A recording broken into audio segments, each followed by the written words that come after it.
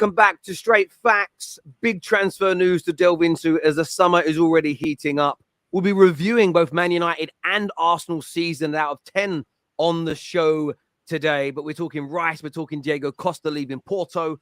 We're looking at Joao Felix and Pulisic that are being kicked out of Chelsea by Mauricio Pochettino. Some hijack deals and much, much more. Benzema leaving Real Madrid as well. We've got loads to talk about. But I'm joined by Lee Gunner. How are you, my friend? I'm very well, man. Very well. Just eating some fried fish on the beach. It was lovely.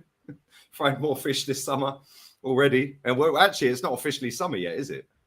So it's still spring, right? A few weeks left into it's officially summer, I believe. Yeah.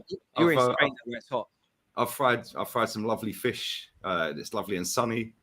And yeah, man, life's good. The season's ended. It must be good being on the run in Spain. I heard that about you recently. You're on the run. That's what I've heard. I'm hiding. I was on El Bombo Beach. I tagged it and everything, Terry. Like, I'm hiding. Yeah, I know. People act like it's still the 80s and like English gangsters, like in the the films like Rise of the Foot Soldier and the Pat Tate story. They run off to Marbella when they've done something wrong. There's actually loads of them out here. Not even joking. I'm not even joking. From the 80s, out there doing their thing. Yeah, there's loads of them, man. In Porto Banús, Marbella, Estepona, there's loads, man. I bet. It's good though, man. Where else would you want to go? It's just across the water. 30 degrees, 25 degrees every day. It's great, man. Nice food. I'm not going to lie, it's been quite warm here the last week. I've been able to go out every day with the roof down on the car. I'm not going to lie. Love it. But it's going to rain here soon. Your fifth car or your sixth car? Which one are we on now? It's my third new car in a year. Well, I saw this, mate. Listen, I don't have the other cars. The other cars have been part X'd in. Like I don't own all of them. Okay. Yeah. I thought BMW was scared. Yeah, when I turn up. Yeah, but you know what you get with BMW? You get an influencer discount once you got over 100k followers. I told you that. Yes, you did, and I got a big discount. Did you get a discount on it? So basically, like I upgraded my car to a much better version, but with the discount, it cost me less than the less impressive car. Pick up Yardman, yeah, because Yardman's put that out on a video about a year ago, how he affords his cars and stuff like this. And he said if you got over 100k on social media, then you get a big discount like BMW, Audi, Mercedes, Porsche.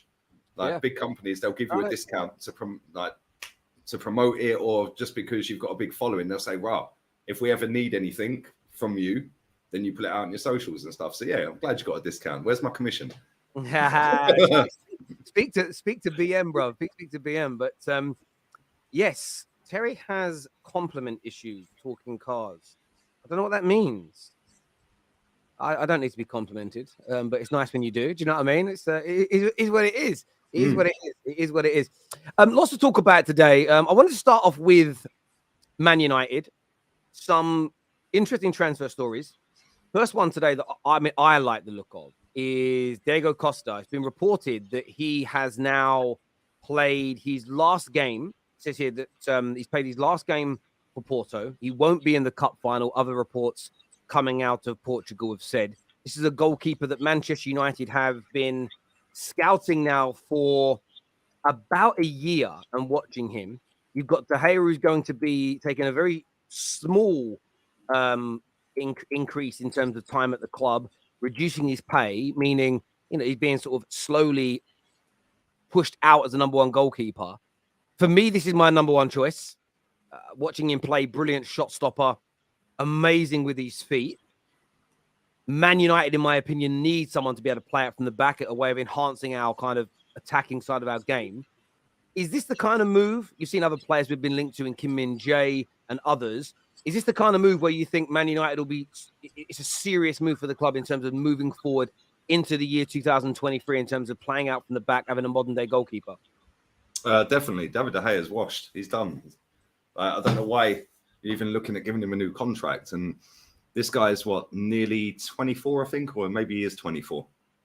So, yeah, man, I think it's a good move. I think Liverpool showed us a few years back when they signed Alisson and Van Dijk that if you get a modern day goalkeeper, instantly your levels go up. Because if you look at that Liverpool team, when you actually look at the names on paper, we could list all 11 of their players. We knew their players week in, week out. Yeah, and they played that same 11 for about 3.5 years straight. Before the injuries kicked in. So, and it took Liverpool to 99 points, 97 points. It took them to a Champions League final twice, 3 times. You know, so they've won the cups as well domestically.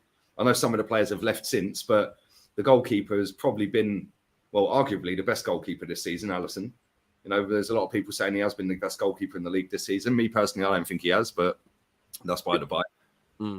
But yeah, man, you need a more modern goalkeeper. I don't like this playing out from the back rubbish, but that's the way football is.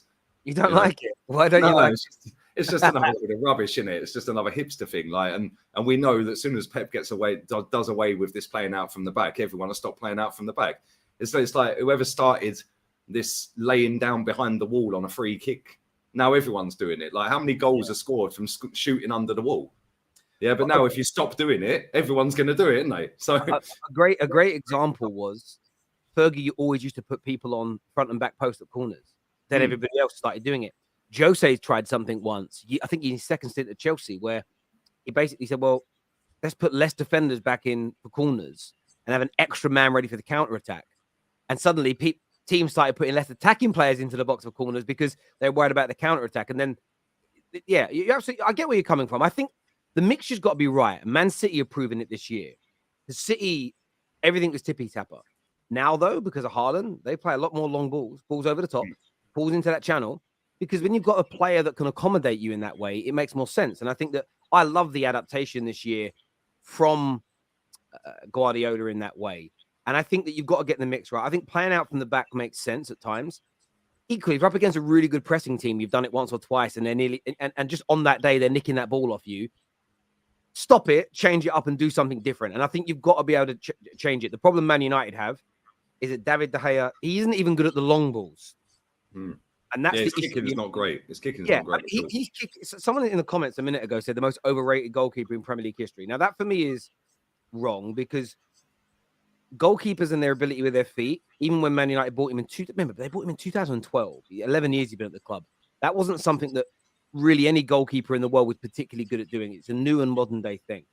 So I'm not going to, if you're going to judge De Gea and goalies before him based on modern day standards, you could argue all goalkeepers were overrated. Because the only one that was doing it was probably Neuer.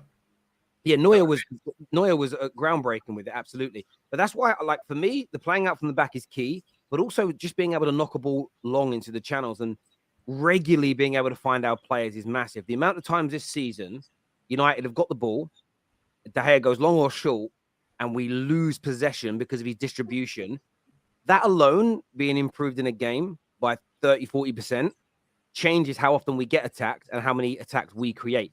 And it makes us a much more dangerous team. So, the Man United links to Costa have been there for a while. I hope this is a player that we are genuinely going to be after and making grounds into. And it would make a lot, again, with David De Gea staying, they're talking about a big reduction in his salary and giving him a 2-year extension. I don't mind that as long as a new goalkeeper is coming in, because I think what will happen is over a 6 to 12-month period, he'll be completely phased out. New goalkeeper comes in, De Gea moves on, and everybody's winning. What I don't want is just keeping David De Gea for 2 years on cheaper money and that being looked at as a celebration because he's not being paid as much. I want a goalkeeper that's fit for 2023, how my manager wants to play. And it's like the news around Min-Jae. And the news surrounding that today is really interesting because Newcastle are now going to, they've thrusted themselves into the race to sign him, despite reports from Italy claiming that the deal's already done with Man United. But as we know, until the deal is signed and complete, a done deal can even fall through. We've seen the best journalists in the world say, here we go, and then deals not go through and not happen. But I look at the Min-Jae deal. I look at this Costa potential deal. There's no talk of it being advanced yet. These are the kind of players that I want Man United to go out and sign, because that's how we challenge for the Premier League title next year, in my view. Not just those two, you need more, but they are the caliber, they are the quality, they have the ball-playing ability to take us to that next level. And, I've been looking at a lot of the comments from Ten Hag this week, and I wanted to get your opinion on this in relation to these transfers, because Ten Hag has said that we need better players if we want to compete at the highest level. He said that he is not satisfied with Man United's season despite securing a return to the Champions League and potential domestic cup double. He has agreed with what Cristiano Ronaldo has said. The standards at Man United had fallen sharply since the retirement of Alex Ferguson. And he also said we had loan players in January When you look around us at other teams in January in the Premier League, they went out and invested, and we didn't invest. You can't ignore that. So as a Man United fan, I'm really pleased to see him kind of praise good things this year, but also, as you would say, maintaining those standards of where Man United need to get to, but claiming what we all know. Man United just need better players. You need better than Weghorst. You need better than McTominay, better than Fred, better than Lindelof, better than Maguire, better than De Gea now to go to that next level. So I'm glad to see these links. I'm happy to see the manager push him. What's your take on Ten Hag pushing out those standards and basically saying it's great that we might win 2 trophies and get Champions League, but I want much more than this. This is not a ceiling. We go again and try and win the title. It's all good in theory, isn't it? Like, and it's good to say it. Cool, fantastic. He's called it out, which is something that I said last week. He must have watched the stream. So he started calling it out. But ultimately, if he doesn't get what he wants, then he's got an issue, isn't he? Because what's he going to do? Is he going to say that the window was a disaster? We didn't get what we wanted, or is he going to sit there and just suck it up and take it on the chin and go again? Because I've seen a quote. I can't remember the exact wording of it when he was talking about Harry Maguire the other day, yesterday, I think. And he was saying Harry's a good player. You know, it's up to him whether he wants to leave or not. Blah blah blah. And it's like, he says some really good things, but then on the other hand, he totally contradicts himself. Like, it's like, why Harry Maguire's not a good footballer, mate? Why are you telling him he's a good footballer? Why are you telling the world it's up to him if he wants to leave? It shouldn't be up to him. It's up to Man United if you want to leave. But again, the ownership talk seems to have evaporated, and it's almost like right now you're stuck with the Glazers. Yeah, and it wouldn't surprise me if the whole thing was just a PR move from the Glazers anyway, just to get everyone buzzing until the end of the season. It wouldn't surprise me one bit. Like, but that's a whole different stream. Yeah, because I could go on for hours about that. No, I get what you're saying on that. So for me, look, saying nice things about Maguire and Martial and McTominay and AWB. One, I'll remain consistent. That's him being professional. But 2, if your manager is out there publicly stating Maguire's shit, right? Let's say he sits there and says, he's giving a speech at Old Trafford, says, I love all my team, but not you, Maguire, you're shit. That's going to damage how much money we get for him in the transfer window. 110%, because you can't. I disagree. Roy Keane does it every week. Roy Keane was the ex-captain of Man United in the greatest era you've had in my lifetime. And he sits on Sky every week cussing Harry Maguire, Scott McTominay, done it with Jesse Lingard, done it with David De Gea. But Roy Keane isn't the guy that's sitting in the negotiation room trying to sell Maguire. Neither is Ten Hag. If you sit on the internet today and I see your, and you say, my car I'm selling is a banger, it breaks down every 5 minutes, it barely works and starts, and then you try and sell it to me and say, actually, it's a brilliant runner, it works perfectly, but I've seen you say it's crap. I'm going to offer you a lot less money than you're asking for. That's a totally stupid thing to say, because it's not your car, it's my car, and you're just driving it. No, you're trying to sell your car. The wheels on this car are rubbish, but then you want to try and sell the wheels. I get what you're trying to say. Yeah, no, what I'm saying is, you don't know Man United. We own his player card, which means we own the rights to who he can play for. We don't own him as a person. Man United shouldn't be. Ten Hag doesn't. That's what I'm saying. But Ten Hag is the manager. Why would he do something? Ten Hag's a paid employee, the same as Harry Maguire. Hang on. Why? Yes, but his job is to manage the team. Why would he do something that would lower the valuation of a football player? Why would that be smart? Why would you think that by saying that it's going to lower the valuation? Because everyone's got eyes, Terry. Everyone's got eyes that can see he's an average footballer. Just because he's actually said it. I remember Jose Mourinho sitting in press conferences calling out players. Yeah, not just at Man United, but at Chelsea, at Real Madrid, at Inter Milan. There's a way of doing this, though. There's a way of doing it, and I think that's fair. On the other point, what you've said there about if he doesn't get what he wants. If, for instance, this summer he gets Min-Jae, he gets Costa, he gets Mount, he gets Caicedo, I'm just naming names, but doesn't get one of his main players, say Harry Kane, what do you think the manager should do if he doesn't get all these targets? Well, you need a striker. I think that's pretty obvious. If you don't get a top draw striker this summer, then he should walk. Yeah, because he's not being given the tools good enough to compete for the title, which is what Man United should be doing. Yeah, like regardless of whether you win the cup next week or whether you don't, you've won a trophy. You can see that he's put you in the top 4. Cool. That shouldn't be the aim for United, but he's got you in the Champions League. Yeah, you need a striker. You know, Rashford scored loads of goals this season. That's great. Yeah, but you're way too over-reliant on him. And then when he has a 3-month drought of goals where he only scores 2 or 3 goals in that time, who else is stepping up? No one. Yeah, so you need a top-draw striker. Harry Kane is available. Go and get him. If you don't go and get him, then the manager should say, see you later. We see Antonio Conte do it. He just won a league title in Inter. Yeah, and they said to him, no, we're going to have to sell some players. You sell before we can buy. He went, see you later then. Yeah, so if managers do this stuff, Terry, yeah, if Ten Hag doesn't get an elite level striker, regardless of anything else, the first thing you lot should be doing is looking at an elite level striker and a goalkeeper. They're the 2 first signings you should be bringing through the door. After that, you should be looking at midfielder, defender, yeah, and winger. Yeah, you need five or 6 players at least. Yeah, but you need definitely a striker first and a goalkeeper. They're the first 2 signings. If you don't get a top draw goalkeeper and a top draw striker this summer, he should walk. Yeah, they should call it out and say, I'm going. They didn't give me what I wanted. Yeah, because we've seen it. I said this to you last week. You've seen this with Rangnick. Rangnick said you needed open heart surgery. How many players of quality have you signed since then? You've signed Martinez, yeah, Lissandro, he's decent. You've signed Varane, he's decent, although he's not always fit to play, but when he is, he's good. You've signed Casemiro, unbelievable. Yeah, and who else you signed? Sabitzer, Eriksson, Ronaldo, Weghorst, Anthony. I mean, they're hardly jumping out the screen at you, are they? So I understand that. I suppose for me, I understand why you would say he should walk, and other managers have done it. How far do you take that logic? So example being, should Pep have walked away 2 summers ago when he didn't get Harry Kane? No, because Pep's a different scenario. He's probably in an elite scenario on his own. Yeah, because Pep can turn water into wine. He won the league with no striker for 2 years straight.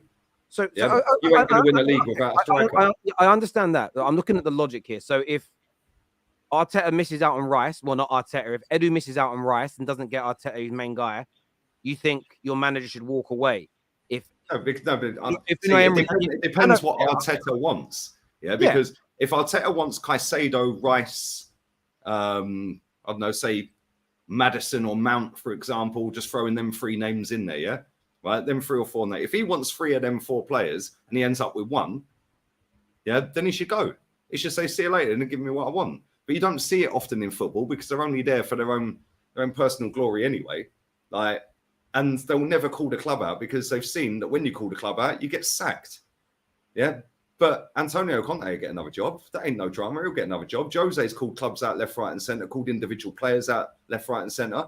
Well, he's still getting jobs. He's still doing all right. He's still winning trophies and in finals. Yeah, the thing is with Ten Hag says a lot of good things. Yeah, but ultimately, yeah, he is not involved in that transfer process. Right? He can go to the club and say, yes, I want X, Y, Z. I want Harry Kane. Get me Harry Kane. But has he got any connection to Man United like Arteta's got to Arsenal? No, he hasn't. Arteta has actually sat there every single day in, day out, talking to the ownership, talking to the board. Is Ten Hag doing that every day? I don't think he is. Pep's different because Pep can win a league without a striker. Let me just interject for a second. So the manager has spoke that he has direct contact with the board and the ownership on a regular basis in terms of meetings around signings and things like that. So that's there. I'm just trying to ascertain. I get your point, and it's. He also said Harry Maguire's a good player. Yeah, at the same time, take him serious. Hang on a minute, though. But I've seen Pep Guardiola talk about players that he's sold and how much he rates them and how good they are. We see him sit there and cry on camera that Aguero could never be replaced and have gone and signed an even better striker. Managers will say things that they don't always necessarily mean. It's called tact and professionalism and whatever else. And I know that I'm going to be really blunt with you. I know you're not someone that holds back in terms of what it is you've got to say, but you would have done in your previous job because when you were doing what you were doing, there's certain things you just wouldn't have said or definitely not said publicly because there's a way to behave. And I think there's that element there. But what I'm more trying to ascertain from you is this. I understand what you're saying. If Ten Hag doesn't get what he wants, he should walk. Do you just apply that logic to him or do you apply that logic to that should be to everyone? That should be to everyone. And just coming back to Pep, somebody just put it in the chat a minute ago. Yeah, Pep Guardiola called out KDB, Kyle Walker, Jack Grealish, Foden. They were all sat on the bench. Cancelo. He also came out the other day and said Nathan Ake has shown us this season. Yeah, like the defenders we've got this season have shown that they're very good one-on-one defenders, something we haven't had before. That was a direct dig at Cancelo and Zinchenko. like one-on-one defensive Oh, players. I understand that. He does call players that. He said he'd walk if Man City players don't raise their game this season. I understand what you're talking about, but I've also seen, again, you just don't follow Man United closely enough. I have seen Ten Hag talk about Martial as an example. He's called him out along the lines of availability and his injury problems, and we need players that are going to stay fit. So he's done exactly what Pep's done. Pep hasn't stood there and gone, Cancelo is a shit defender.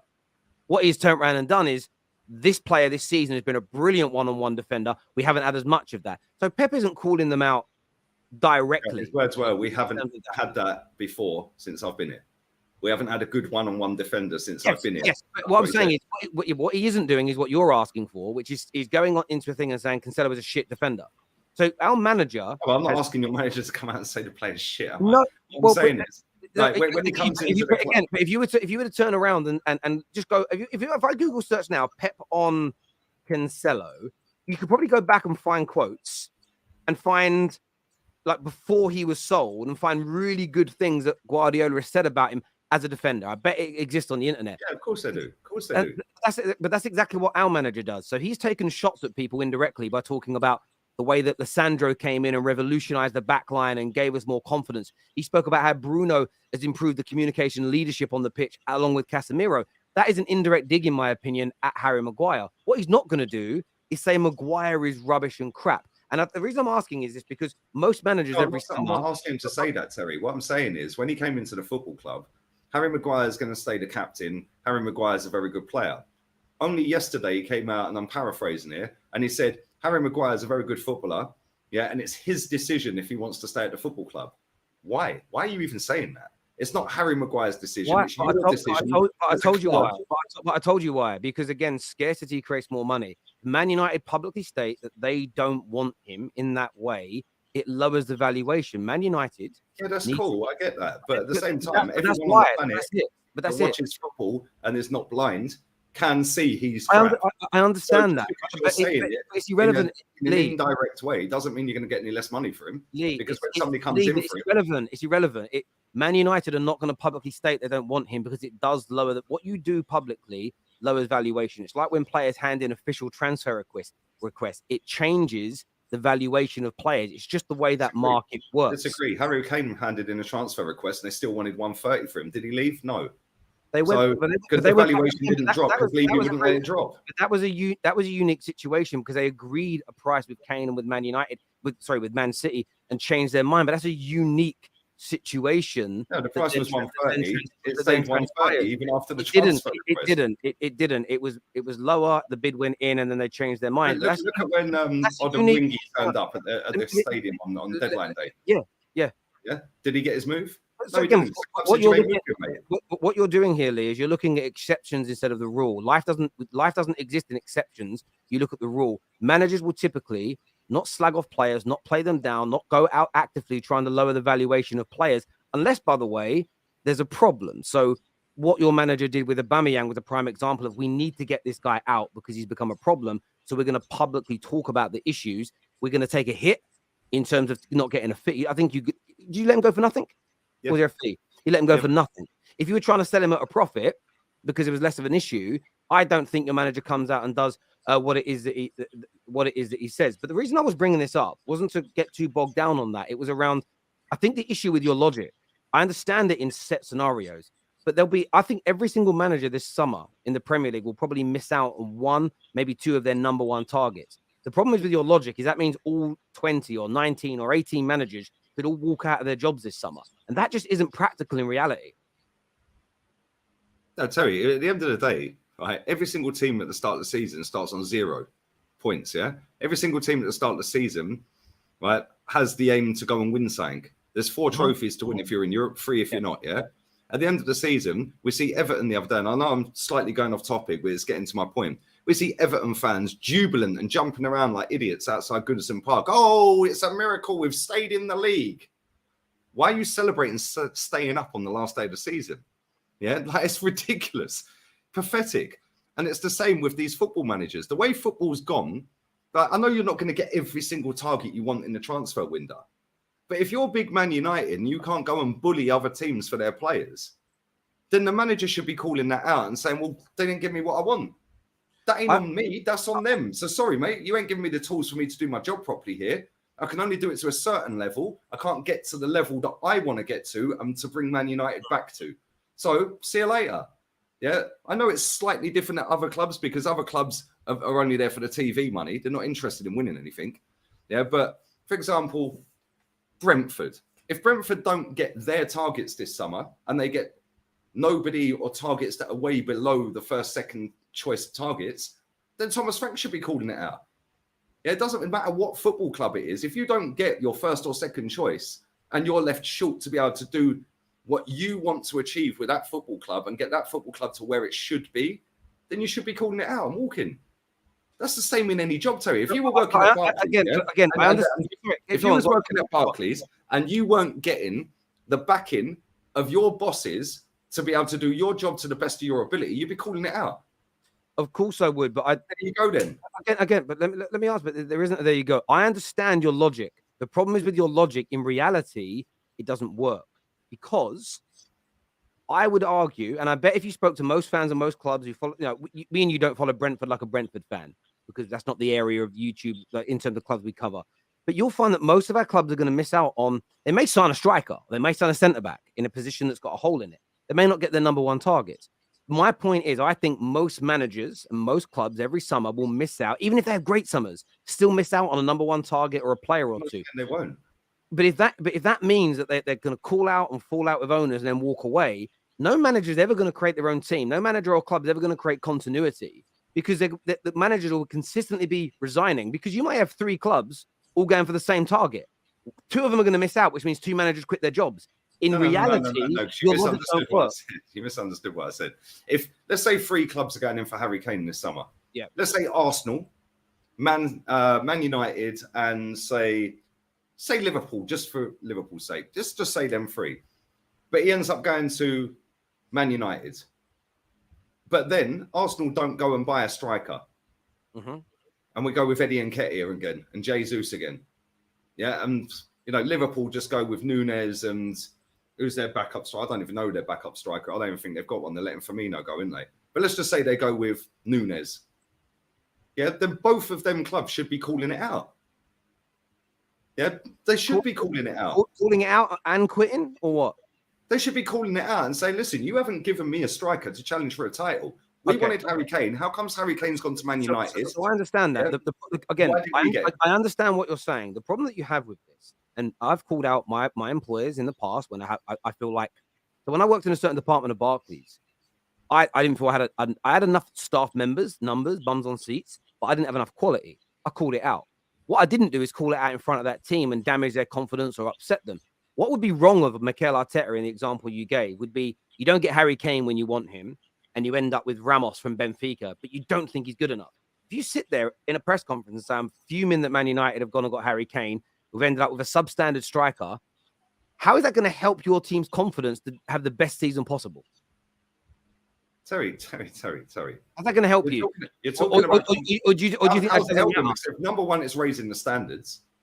Yeah, because the team has fallen short of winning the title, i.e. Man United, Arsenal and Liverpool didn't win it, did they? And I'm talking about them 3 clubs going for Harry Kane, for example, yeah? Now you haven't got Harry Kane, but only one of them clubs has. So there's 2 clubs that fell short anyway. Man City, are going to strengthen anyway and can get anyone they want. Yeah, because it's Man City. They pay good money and they've got a great manager. So you're going to want to go and play for them. They win titles. So how is it going to damage anything? You fell short. Yeah, and you're calling it out that you didn't get your primary target, and I'm calling this out. That's not going to. If that's going to damage the morale of the team, well, sorry, the team ain't fucking got it. They ain't got it anyway. Fair enough. I mean, I understand where you're coming from. I just think that again, your logic makes sense in isolated circumstances, but for it to be the general way that managers behave, always attacking their squads if they're not completely happy with it, quitting jobs if they're not getting their number one targets. And we've seen examples in the past of Jurgen Klopp and Pep not getting their number one targets, not getting players they want. You could name a lot of Peps. Some of them haven't actually turned out to be very good. Fred, Maguire, Jorginho, whoever else. He's missed out on loads of targets. If he was to slag off his owners every time that happened and or quit, City wouldn't be on the edge of completing 5 league titles in 7 years and a treble. I think what you're saying works in certain circumstances. If it's summer after summer after summer, and they keep missing out on your main targets and they keep buying substandard players for you, I think then you've got a point. But I think for it to be the general rule that if you get 3 of your number 1 targets but miss out on 1 of them, you should be calling that out publicly, damaging relationships and walking out on your job. I think you're cutting off your nose to spite your face slightly. I think there needs to be I'll give you a good example here. In terms of that. Borussia Dortmund, they've just finished 2nd on goal difference to Bayern Munich. So what they're doing? They're letting all their players go. That manager should walk. Yeah, that manager should say, see you later. Yeah, you're letting Bellingham go. You're letting this guy, Dadoud or Damoud or whatever his name is, you're letting him go for free. There'll be other players that are being linked to moves, and they're going to strip that whole squad back. They're going to go and try and do it on the cheap again, and then Bayern will win 12 in a row. Yeah, anyone who takes that Borussia Dortmund job should be demanding before they even take it. Yeah, but maybe he did get told, like, Jude Bellingham's not going anywhere. We're not accepting anything. We're going to... And now they come 2nd. Even if they had finished 1st, they still would be swapping most of them players. Yeah, and that is rife in maybe 99.9% of football clubs on the planet. They do not do the optimum to keep competing or challenging to be the very best. And that is why I get the ump with these football managers, Terry, because I don't even know who the manager of Borussia Dortmund is. Yeah, but he should walk now. The day Bellingham leaves that football club, he should be walking. Yeah, that's a joke. Yeah, and they're going to get that 100 million. They won't reinvest that 100 million properly. They're going to buy 3 or 4 youngsters, pocket the change. Yeah, they'll make another one look great, sell him in 3 years' time for 100 million, and do it all over again without actually winning anything. So he should walk. And this is the same in the Premier League, right? And the reason I'm mentioning Borussia Dortmund, because they do it year in, year out, yeah? It's the same at Premier League clubs. The Premier League is known as the biggest and most watched football league in the world, yeah? The prize money for finishing bottom, Southampton just got 100 million for being the worst team in the league. That's more than the winner of the Bundesliga has just got. I understand. And these teams, like, I'll give another example. Luton, they got 200 million quid for coming up. How much of that they're going to spend? Probably not all of it. So they're going to pocket the money. They'll get relegated. If they get relegated straight away, they get a parachute payment of 50 million. So now they've made $250 million for doing nothing, right? And this is why I get the ump with Premier League managers, especially. You got Brighton doing it. You got other clubs doing it. They'll go and buy a player for 5 million quid. They'll go and sell him for 30, 40, 50 million quid. They won't reinvest all of that money, plus the TV money, plus the merit rights and all the income that they get. And then they do it all over again. Why are they not trying to compete? Why are they not holding their club accountable? Why are they not saying to the owners of these clubs or the board and directors of these clubs, actually, I want Brighton to be in the title race next season. And people might sit there and laugh at me saying this. You're laughing at me saying it. Why can't they? So I'll tell you why I don't think they can. I think they made £80 million profit. I'll tell you why I think they can. In terms of Brighton as a football club, I was looking at this the other day. So they turn over a year. This is turnover, not profit. £174 million a year. That is about the average that Man City spend on just players per summer. That's their turnover. In terms of profits, they only made in the last financial accounts that were done in 2002 for Brighton. They only made £24 million profit, and that's £24 million profit off the back of 174 million turnover. What's their wage bill? Hang on a minute. Let me finish. Up until this point in the Premier League, they've made a loss nearly every single year. So their club has been. It's not rubbish. The year before that, they had a loss. The year before that, in the financial year, they lost £53 million. Which means they've invested more into their club and into their team than they were turning over. But you cannot continue as a business to make losses every single year on your team, because eventually you'll be liquidated. You have to make an element of profit. So they should be demanding to keep improving and to keep moving forward. But Brighton can't go with £174 million a year turnover. They cannot go into the market and start signing players at the level that Man United and Arsenal and Liverpool and City can. However, they've got great young players, and you go, well, give them better contracts and keep them. Equally, when clubs start offering Caicedo's 200 grand a week, maybe in a year's time, they start offering Enciso 150, 200 grand a week. If they started matching those salaries and they suddenly have 5, 6, 7 players earning that, again, even with the Premier League money, they wouldn't have enough income to sustain that amount of wages. What they need to do, and where you're right, but again, you're just someone that looks at things as, you should do it now. They need to slowly build or steadily build their income over a period of time. And the more successful they get in terms of finishing higher in the league, as an example, means more TV revenue, yes. But then what they need to increase is their fan base size. That will in turn increase the level of sponsorships that they get. These things take time, generally speaking. There are some owners that can come in and speed that up, depending on who they are and their connections. I don't know who Tony Bloom knows around the world. So I think there is a little bit of a difference in this. I just want to make one point before we move on. This is the thing, though, about managers walking away if they don't get what they want. Before Mo Salah and Mane were signed at Liverpool by the board, not by Jurgen Klopp, he wanted Julian Brand and Ugarte. But Jurgen Klopp didn't walk away, and he ended up winning the Premier League. He got to 2-3 Champions League finals. This is the point I would make. If Klopp would have left because he was told you're getting Salah and Mane and not Ugarte and Julian Brand, would that have been the right action, in your opinion, from Jurgen Klopp to have walked away at that point? Terry, if you don't get your targets, you should be calling it out and walking away. Yeah, you should be. That's it. Yeah, because they're not giving you... Listen, he's turned that into a great team. Fantastic. Well done. Yeah, and very quickly, just coming back to Brighton, I've just Googled this, yeah? Brighton's annual wage bill for the whole club, top to bottom, yeah, 46.8 million for the year. Yep. 46 million. Yeah. So where's the other 130 million then? So what you'll have... income was 174. Well, where's the other 130 then? So I mean, break down their million in the summer. Break down their. I mean, I haven't read through all their accounts in detail. Their highest paid player is Lewis Dunk on 80 grand a week. Right. Okay. Yeah, Caicedo's on 24 grand a week. That's after he's just signed the new deal. Yeah. Adam Lallana's on 70 grand a week, second top earner. Yeah. Trossard's no longer there. He was on 60 grand a week. Yeah, their wage bill, it says here, Brighton and Hove Albion total wage bill for 2023, including a total of 69 players across the club, yeah, is 46.8 million, which is 901 grand a week. So if they're taking in 174 million and they're shelling out 46 million, I know that's only wage bill and you've got other costs. I get that. So what you'll get on top of that wage bill, costs they're making a loss. Come on, Terry. Hang on a minute. But what you've got to factor in, I mean, I'm not making this up. They're official accounts with companies' house. Terry, if they're not going to put it on their accounts that they're making 500 billion profit in 5 years. Hang on. So you think they're making profits like illegally and not declaring them? Terry, no. Answer my question. You can do very clever accounting. No. So are they making? So are they? Go and Google the top KCs in the country. Go and Google the very top one. Go on Company's House. I want to hear it. You've asked me a question. Go on Company's House. No, you're going to keep shouting, or are you going to let me answer my question? You didn't answer my question. Do you believe their accounts, or do you think they're lying in their accounts? Oh, okay. So I'll answer the question now.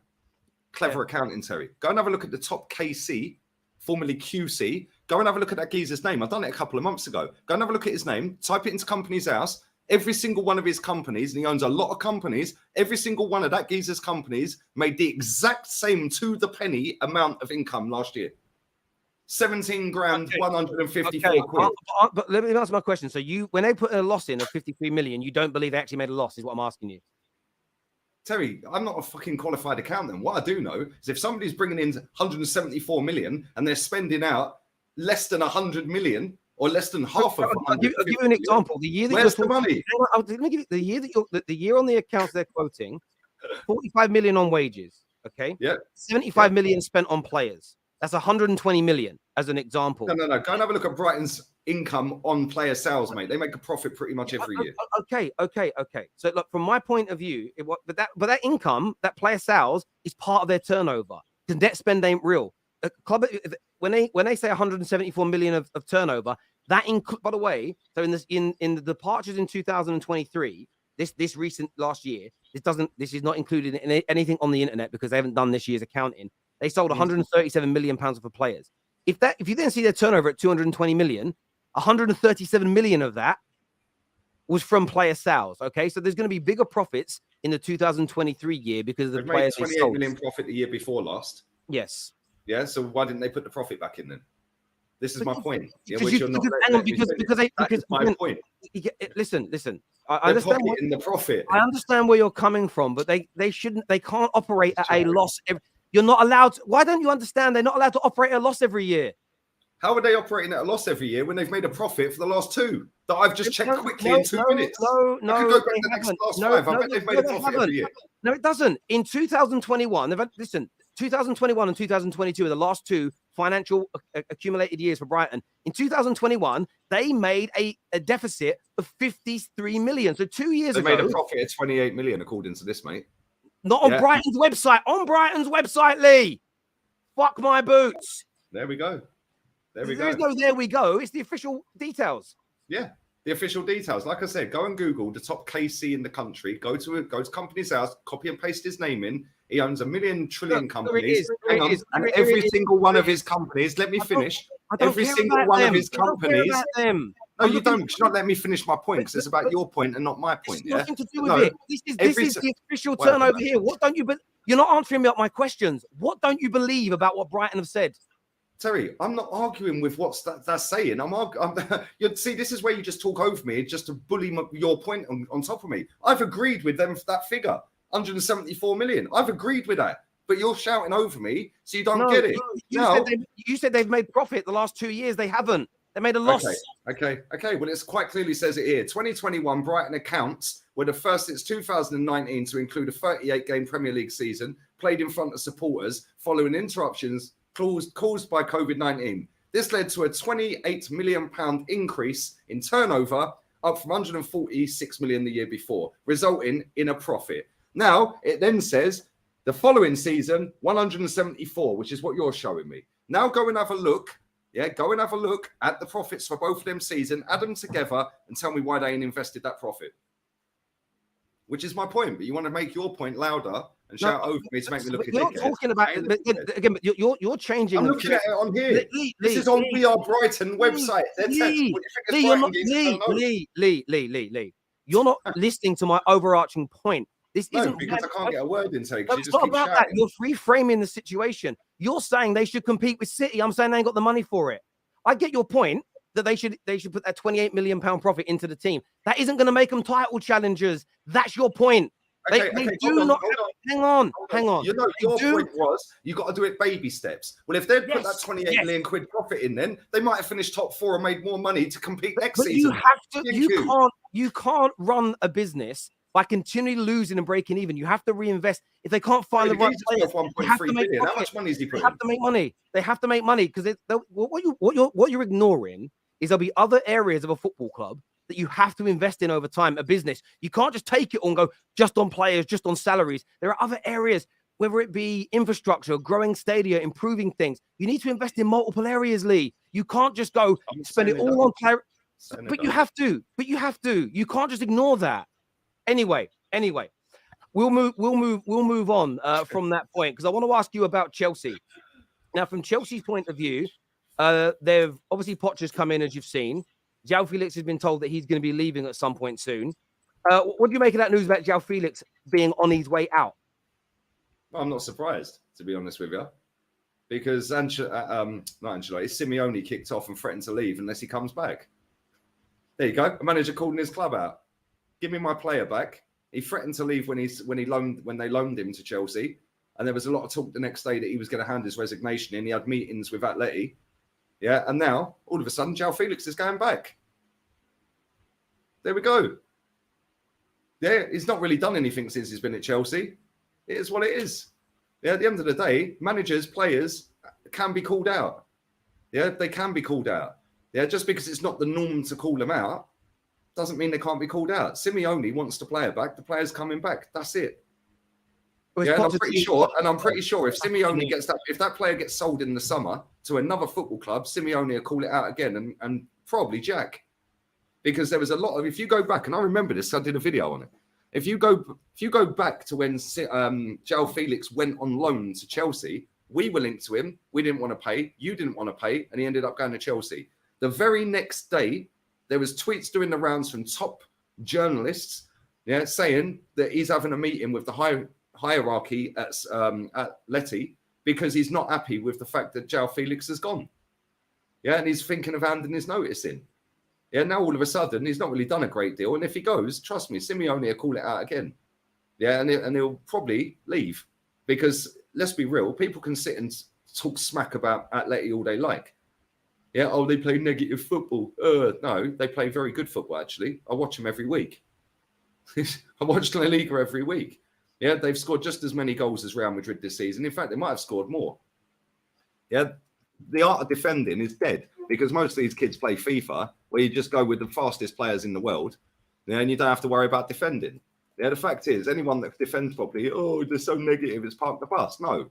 Yeah, Joao Felix, is a very, very good player, which is why he wants him back.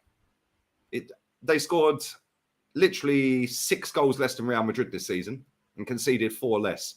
Would you say Real Madrid are a negative defensive football team? You wouldn't, would you? So how have Atleti scored 6 less?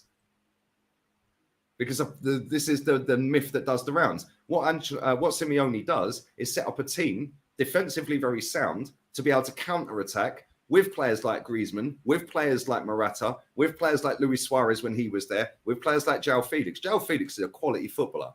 Yeah, Chelsea was the wrong fit. That's it. I would have took him at Arsenal in a heartbeat. Yeah, you probably would have took him at Man United in a heartbeat. And listen, he may or may not stay at Atleti, but who knows? Yeah, who knows? Like that comment's. Listen, I kind of agree with that comment. They are better without him, but at the same time, that's on Simeone. He needs to find a way to fit him in the team properly and get the best out of him. So I mean, the news is more. It's come out more. It's not so much that Ati calling him back. It's Poch just said I don't want him. I agree with you in terms of Felix. I feel like.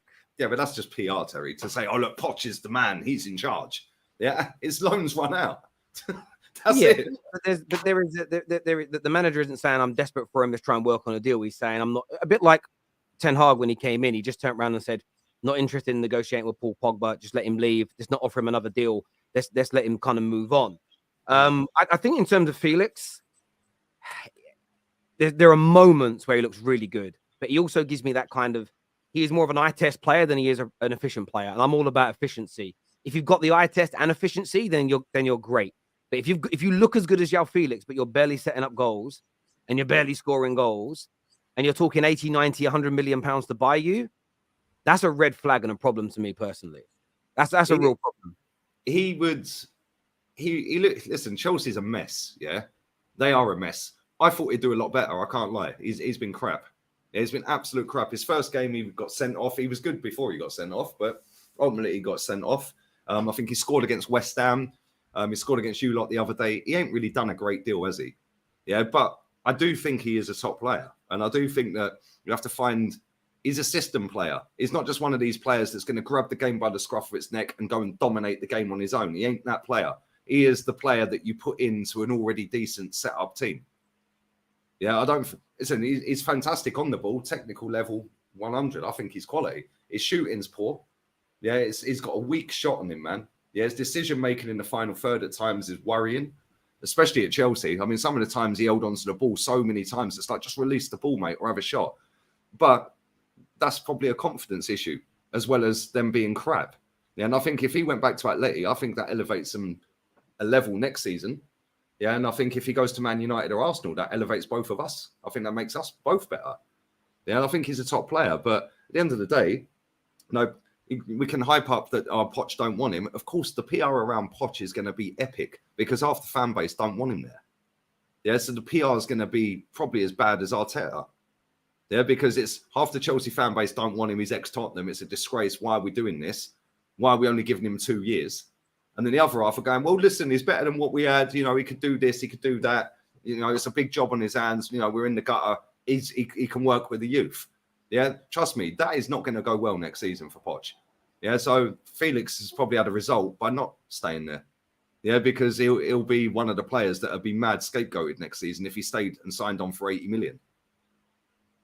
So, yeah, man, I'd take him at Arsenal all day long. Wow. I don't know. Joao Felix, you're saying there. I want to make sure I heard you right. Yeah, I'd take Joao Felix at Arsenal all day long, mate. Quality footballer. Quality footballer. He needs to do a lot more than he's done at Chelsea. Yeah, but I watch enough of La Liga to see that he is a top player, mate. Yeah, it's not just one game I've watched him at Chelsea or 5 games or 10 games. I watch La Liga every week, Terry, yeah? He is a quality footballer. The problem is, Atleti last season weren't that good. Yeah, they weren't that good. And there was a lot of battling in the boardroom and stuff like that. Yeah, then there was a lot of battling over him. He wanted to go. Simeone didn't want him to go. Yeah, the system didn't work properly. You know, Simeone's system last season was crap compared to this season. You know, he's got a more solid foundation at Atleti this season compared to last season. But he's obviously gone. They've ended up finishing third. They're back in the Champions League. Yeah, if he goes back there and stays there, I think he elevates Atleti even higher next season. Yeah, I think, listen, Barcelona, whether they get Messi or not next season, I don't think they're winning the league. Yeah, that'd be even Madrid or Atleti win it next year. I don't think Barca win the league next season because that Barca team's shocking. That Barca team's shocking, but I'm not 100% convinced he'll stay at Atleti.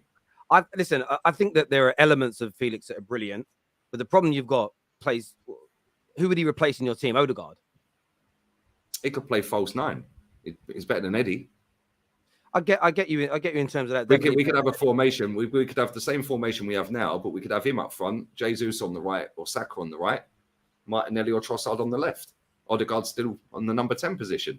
That way, you could have Jesus up front and him in the 10. If all your team was fully fit, who would you drop from your starting lineup for Joao Felix? That's a good question. That is a good question. Odegaard.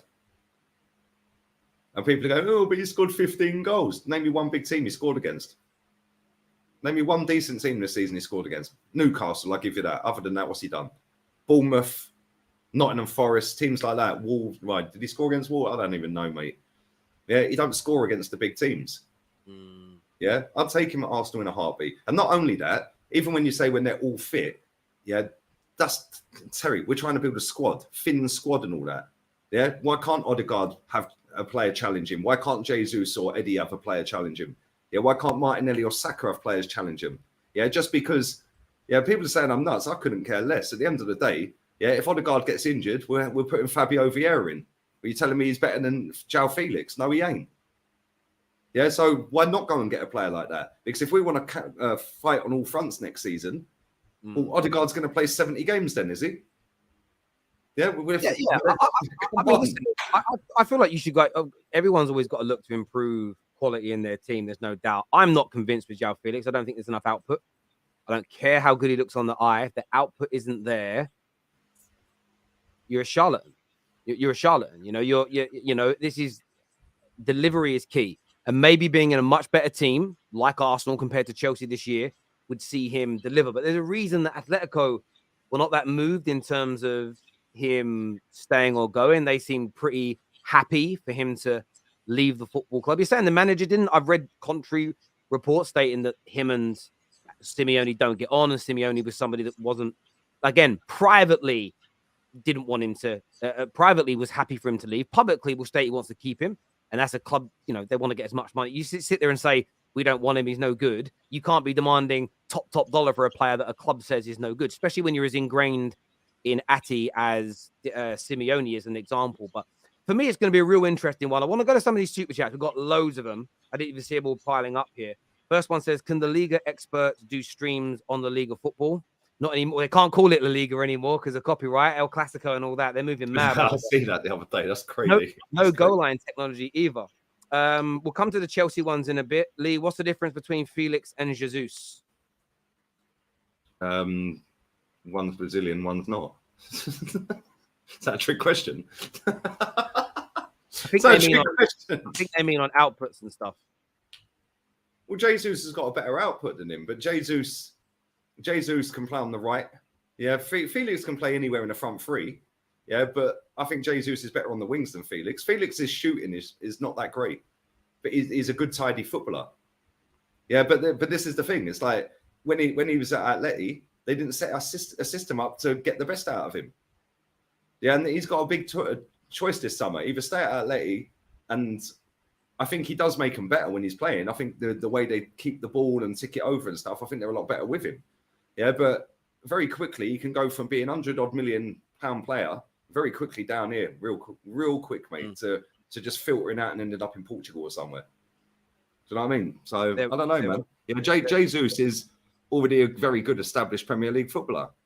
Yeah, I like Jesus. They're both very good footballers, but I want them both. Why can't I have them both? Kevin here says the Atletico president is the one who has said that Poch doesn't want him. So it's There we Ati go. that said it as opposed to Chelsea directly. Big That's up, man. interesting. See? I Didn't think know that. Felix said he wants to stay at Chelsea. Yeah, Joao Felix has publicly stated that. But again, you're gonna say that when you're at a club. You're not gonna disrespect people that are currently paying your wages. I always wondered how daily life of a Karen looks. I'm glad I can witness it by watching these two guys discuss thoughts on Tuchel to Spurs. No chance. No, I don't see No it happening. chance. I don't Mate, see it happening. they're going to end up with Ryan Mason. I told everyone this weeks ago. Ryan Mason. Who wants that job? Let's be real. Who wants the job? No one. Nobody wants it. Ryan Mason wants it. He's the only one. They'll give it to Mace. Give it to Mace. I hear you on that. DIY accountants is why I hate football. Do you know what I'm going to say? That I've been sent something, Lee. Hey, I'm not an accountant, yeah, but it's pretty basic maths. If your income's 174 and your outgoings on wage bill is 46, there's a shortfall of 128 million there. Difference. So, there's no way Brighton are doing 128 million quid on the infrastructure and stuff like that. No. Somebody has sent me a link through. Quick maths. Somebody has sent me a link through here. I want to put it on the screen. So, Brighton here says they made, this was for the 2022 £24 million profits. Read this bottom bit. Read these two bottom bits. This is why I think you're wrongly on Brighton. Read the bottom two lines. So significant, in fact, that Brighton have brought in more through the transfer market in the last 12 months than they have in their entire 221-year history combined. 121-year history. Having recorded losses of 270 million in their four previous completed seasons at the top flight, a return of profit is very, very welcome. Additional to that, Lee, their owner, Tony Bloom, is worth 1.3 billion. That's his net worth. And Brighton owe 500 million. Hang on. Let me finish. He has invested 450 million pounds of his own money into that. So he's invested a lot. They've still made losses of 127 million. The reason why they had to start getting into a profit is because the plan's working and they're progressing. That if they had have recorded another loss this year, they would not be allowed to compete in Europe because they would have been outside FFP, because within a 3-year period, you have to be in the profit margin. 80 million in the summer. Please let me finish my sentences. Those finances have not yet been declared. They are not official documented accounting years. So they go by your previous accounting years, not what you might make in the future. So Brighton, when you say please, Lee. No, I'm listening to you, but you're chatting waffle. The accounts. No, I'm not. Yeah, but they haven't in April. But they haven't formulated their official accounts for the 2023 season are not yet official. Okay, so they can't use them when they go into the new season. You go by the previous stated accounts. The point is, though, you say that Brighton never invest. In the previous 4 years combined, they've made over 270 million pounds of losses, and they're now buying more players and spending more money than their entire history prior combined together. Because they've been around 121 years. Lee, please let me finish my point. So for you to say, you're waffle on for 10 minutes, and I'll get 5 seconds. No, Lee, but I'm responding to your point. I'll get a beer. I'm listening. There isn't a response to your claim about them. Is they do nothing as a football club to invest and trying to improve, but they've made losses of 270 million pounds up until making some small profit. They buy more and more players than ever before. So everything you've said about them is not true. They do invest to grow, Lee. 110%. Come on, bro. 110%. They invest to improve their team. They 100% do. They don't have. They're now growing their turnover year in, year out. So the only time your point becomes right is if every year now they keep making profit and they continue to spend less. But if they keep you have no proof of that because they've made losses every year. They've been spending above this every year. We've just proven that. In the last 4 years, they have made 270 million. You're putting 4 years into the last. You're putting. Hang on, hold on, Terry. Let's just look at this logically. Yeah, I'm not an accountant. I don't profess to be an accountant. Last summer they made 80 million pounds. Yeah, well that's not a loss then, is it? That's a profit. I haven't made that summer before. It says it in black and white. You showed me they made 24 million profit. It says 100 million profit. So now I told you talk for 5 minutes. Let me speak for 5. But they haven't made 80. We don't know what they've made in profit yet. The accounts ain't out. The accounts ain't out yet. You've got to wait. Okay, we'll come back to this when the accounts are announced in fucking 3051. So you come back to it when you know the facts. Now, where your point becomes right, and you don't ever listen to this bit, is if now they're making more money, they don't invest. If this summer they only spend 25, if they only spend 25, 30 million this summer, and the next year accounts come out and they make 120 million pound profit and they don't invest, then you've got a point. But you're hating on them before you know that. Up until this point, they put 400 million pound in from the owner, which is a third of his net worth. They've made 270 million pound of losses to get to where they are. To hate on them is weird to me. But Why? Because they're doing the things that you say they should be doing and investing to try and grow. Sorry, they made 80 million pound on player sales in the summer. Why didn't they invest it? Let's see if they do. Oh no, they didn't. And they made 80 million in the summer. They have improved. Look at it. But they have improved. They went and bought players that have improved their team this year. They went out and bought players that improved their team. You've just shown me something that said they made 24.1 million the season before the one we've just finished. Right. In profit. Yes. They made 80 million the summer, just gone for the season we're on now, in terms of player sales. Hold on. So now that's 100 million quid. Why haven't they invested it? So just because you don't... They might have finished third. Hang on a minute. So they got rid of Cucurella and they went and bought Estepinian. Estepinian's had a much better season. Doesn't matter how much. No. See, no. This is what you're doing. How much? No. Hold on. It does matter how much. They sold a player, Cucurella, that they bought from Getafe for 13 million quid. Mm-hmm. They sold him for 63 million quid, 50 million quid profit. They then went and bought Estepinian for a peanuts. Yeah. And wow, he's had a better season. Who cares? Why did you not invest the rest of that money into other players? So they went and bought. They also went and bought El Ciso as Enciso that's had a really good season. So just because they're not spending, just because they've had good seasons. No, you hang on, because you keep waffling for 5 minutes and I get 5 seconds. You're not debating the facts. Just because they've brought a couple of players that now at the end of the season have looked like superstars, which they'll now, by the way, go and flog for profit again and do it all over again next season. They'll go and sell McAllister for 50 million to Liverpool. They'll go and sell Caicedo for 80 million to someone.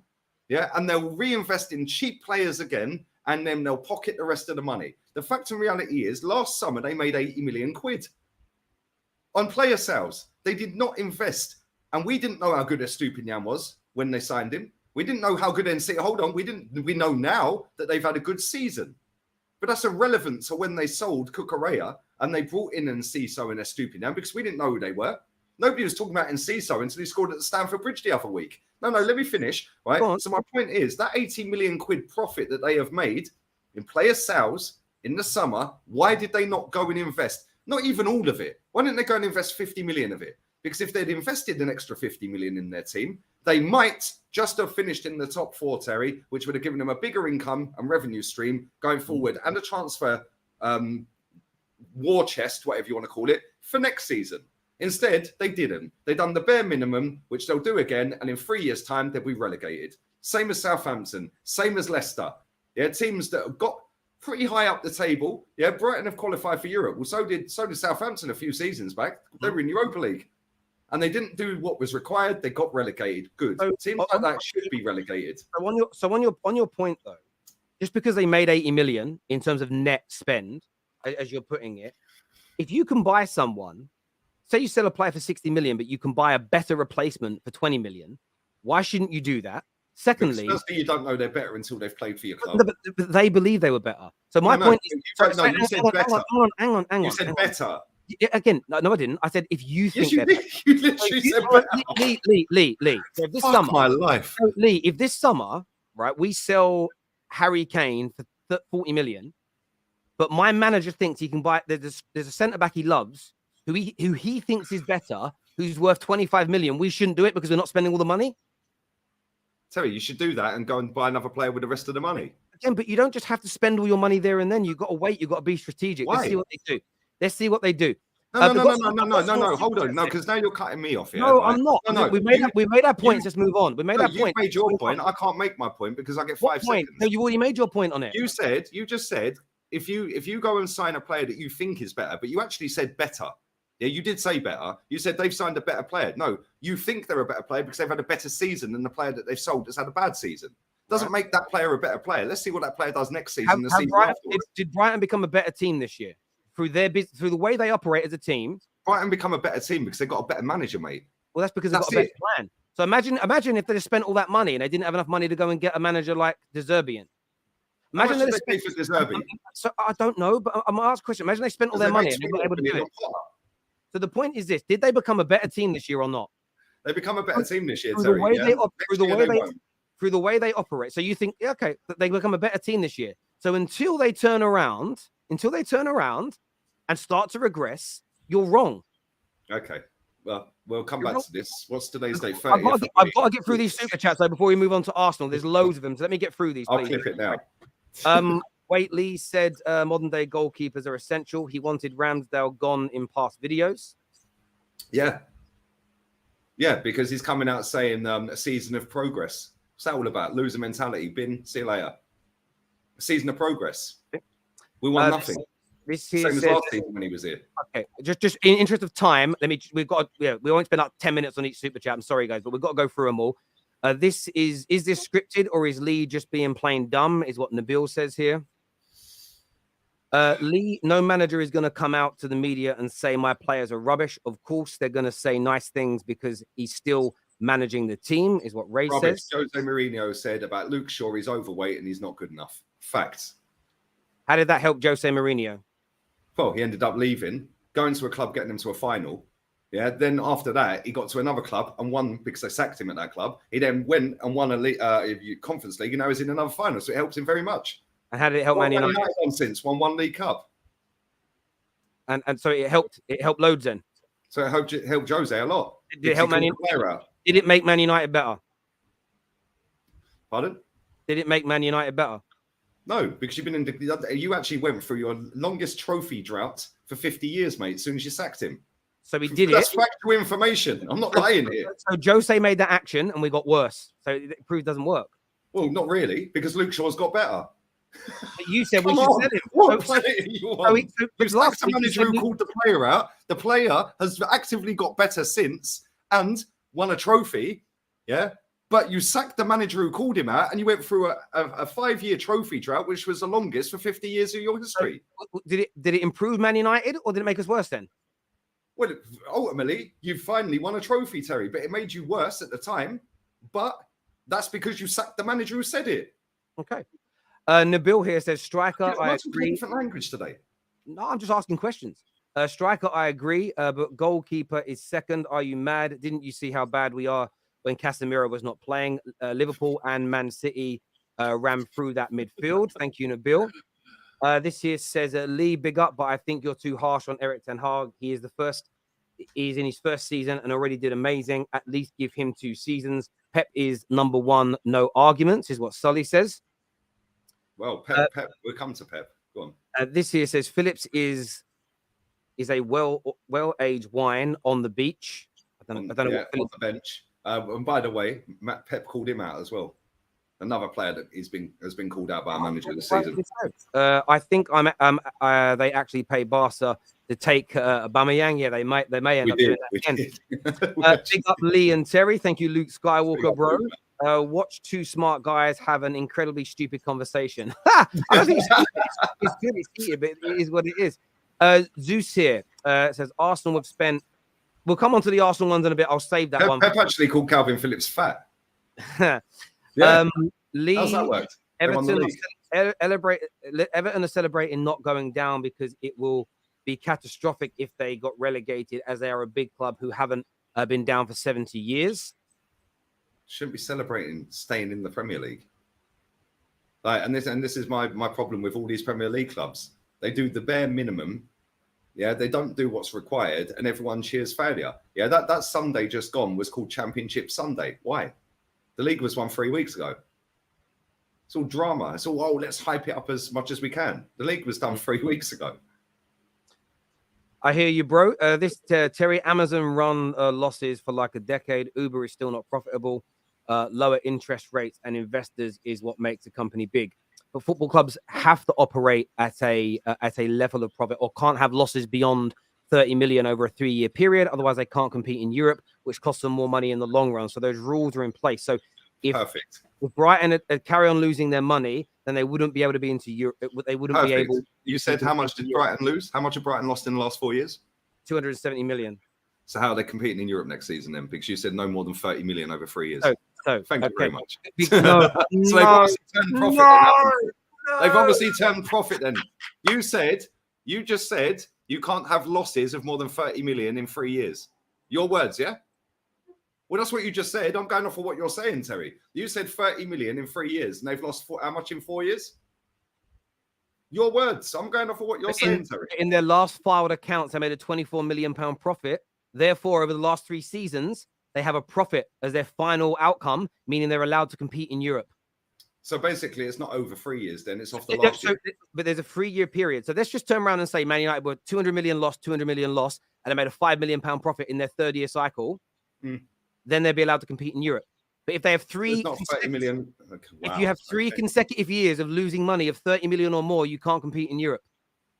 Or you can fake sanctioned under FFP.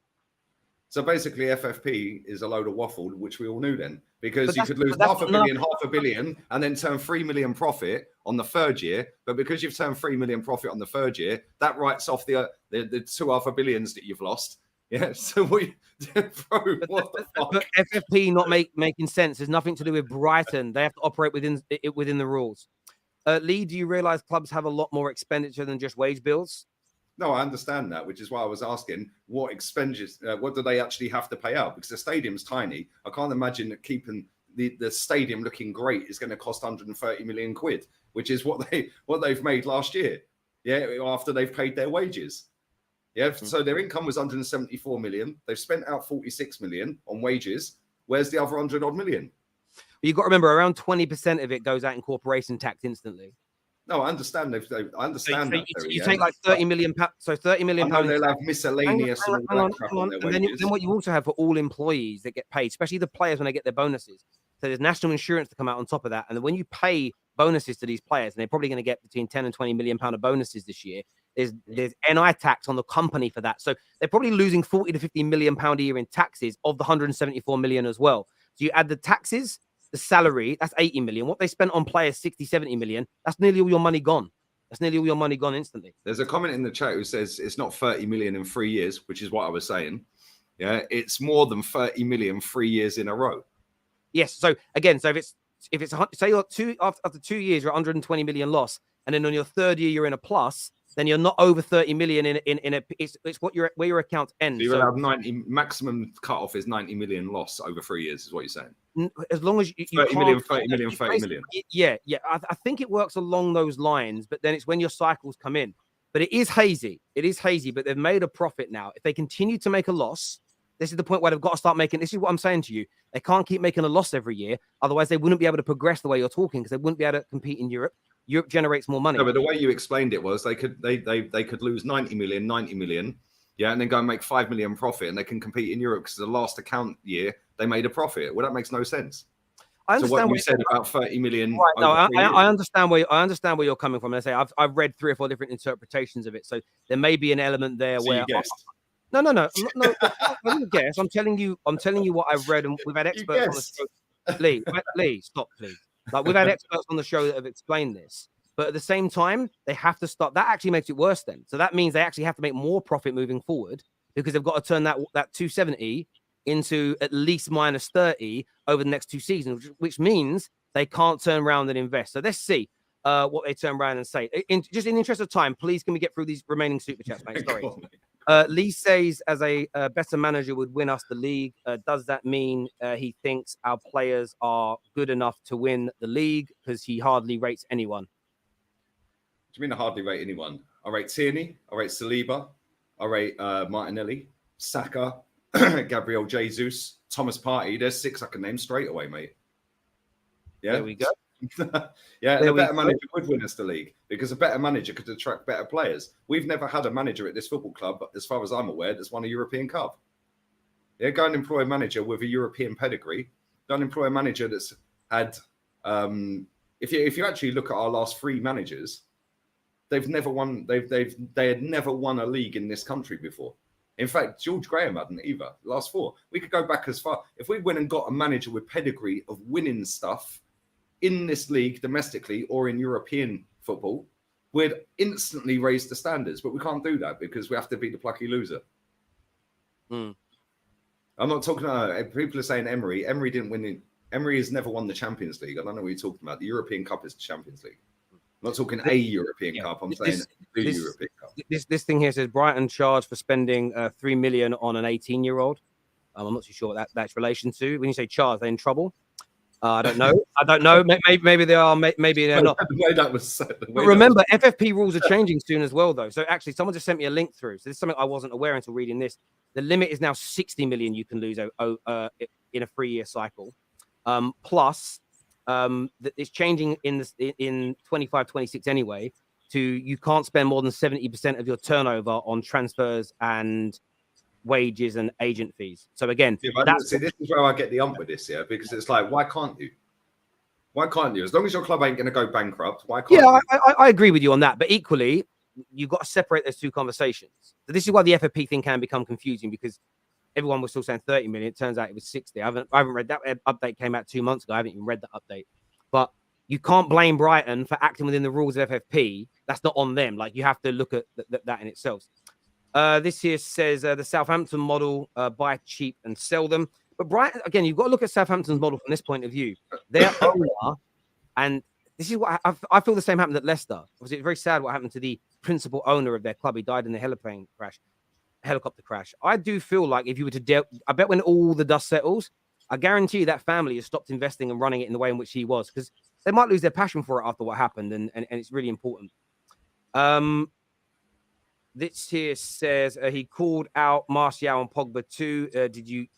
Did they get better? No, we didn't, and we got worse. Terry Lee is one of the best you have on your show. I agree completely with you on that, my friend. You're so toxic. I love this comment here. I think I loves music. Real one. Real one. Always in my chat, man. Come on. Yeah. L here says, qualified accountant here. Net cash generated by Brighton last year per their official account is only 4.3 million, is what he says there. Listen, and I understand there's creative accounting at the same time that goes on at these clubs. But my overarching... Look at the KC. But my overarching point still remains. They can't compete with Man City when Man City spend more on players every summer. Man United spend more on players every summer than they literally generate as income. It's nigh on impossible. It's not. Very quickly. It's not impossible, right? Borussia Dortmund nearly won the league. They lost out on goal difference, and now they're ripping their whole squad apart. Instead of ripping their whole squad apart, they should now be investing to go one step further next season. These clubs are not interested in doing that. Which is why Bayern Munich win it every year, which is why Man City win it every year, because these other clubs are just happy to take TV revenue, make a profit, pocket the change, all the dividends get shared up, everyone's a winner. They're not interested. This here says, I agree with Lee. Felix is a system player, much like Bernardo Silva. They don't produce output, but will function extremely well at City, not Arsenal or United, is what Blaze says. Rules are rules, Lee, is what 0 Degree says. Yeah, look, I think there's different debates on that. And it's like when a penalty is given and we don't agree with the rule. You can't criticize a referee for following a rule. I get you on that. Felix is a fraud with these great aesthetics. That's a big one. This here says Chelsea want Usherman, Ugarte, Caicedo, and a goalkeeper. What stops this team next season with Enzo, Reece, Cowell, Fofana, and Cuckoo, Gusto? All those players. What stops Chelsea next season, in your opinion? Poch. He ain't good enough. What are they going to win next season? Does any Chelsea fan believe they're going to win anything next season? They ain't winning nothing. They ain't going to win nothing. It'll make him look better. It'll get a better system in place. The players will have a little bit more respect for him than they've had for Potter or even Lampard. Because let's be real, Lampard had already been sacked. He's gone back and half the squad was his anyway. So I think Potter bring more respect into the team. But let's be real, they ain't winning nothing next season. There we go. I think they'll compete for the top 4 next year. Winning the title, that's a very different conversation. In terms of Arsenal, obviously the big link with... You've heard now that Bayern Munich is speaking to Declan Rice. Thoughts on that? Why? Giving Arteta his word. He gave Arteta his word, mate. We were told this. He gave Arteta his word. I don't get it. Not only that, we've got a gentleman's agreement.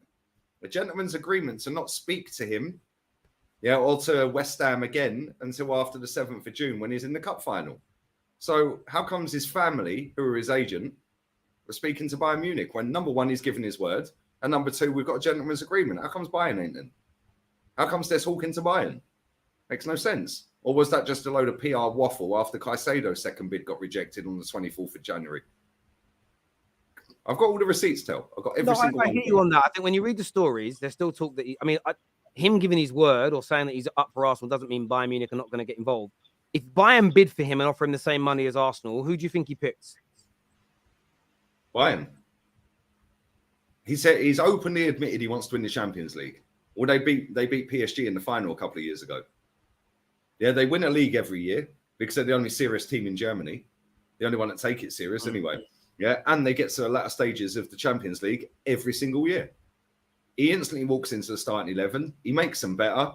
And he's working with a manager that's won the Champions League and has just won a league title.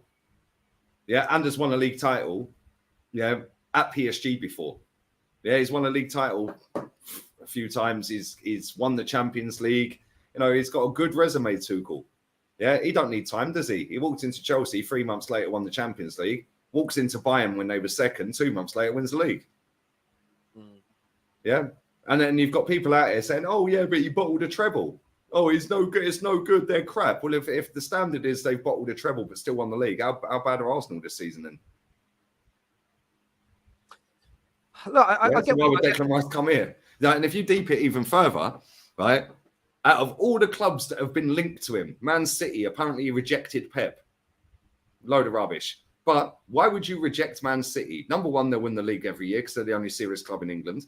Number two, they've got a European pedigree to a certain degree. They haven't won it yet, but they've been in 2 finals in the last 3 years and they get to the semis, right? Not only that, they've got a manager who's won it at Barcelona. Man United are linked to him. Well, he could go and play with 5 times winner Casemiro in midfield. And they've got the money to pay for him. He could go to Chelsea, albeit they finished 12th. But again, they've got European pedigree. He could go to Real Madrid, which apparently he's rejected Real Madrid. I've got that one as well. Yeah, rejected Real Madrid. But he wants to win the Champions League. So why would you reject the team that win it the most? Yeah, now if you look at all of these teams, but he's given Arteta his word. But he wants to win the Champions League. Well, we've been to 1 final in 20 attempts. For me, this ain't adding up, Tel. Yeah, 2 and 2 is equaling 7 here, mate. Yeah, like, he ain't coming to Arsenal. I'll be baffled if he comes to Arsenal. And if he comes to Arsenal, yeah, that tells me he don't want to win the Champions League. Is he going to end up at either Bayern Munich, which I'm not sure he's going to go Bayern, but is either going Bayern Munich, Man United, or Man City. One of them 3 teams. And if I had to put money on it, I would probably go Man United. But I wouldn't be surprised one bit because you could give West Ham Scott McTominay in exchange. Man City could give Calvin Phillips in exchange and a bit of cash. Do you know what I mean? Yeah, there's little make weights there. What we giving? Sambi Lokonga. Yeah, it's not really adding up here, is it? Do you think you just said, like, I get that a Bayern Munich and City definitely more chance of winning their league and Champions League. For Rice, objectively, has he got more chance of winning the league and Champions League at Man United or Arsenal? That's a good question. I don't think under this manager that we have, we're winning either. I don't think under the manager you've got, you're winning either. So I don't know. It depends. It depends if you get the Qataris in. If you get the Qataris in, I think Ten Hag will be gone real quick anyway. Yeah, the first manager under a new ownership is always out the door, isn't he? So yeah. So I don't know, man. I don't know. I don't know. It depends if you get Qatari owners, but you've got the income, you've got the spending power. You're up there in terms of like income of any club on the planet. We ain't.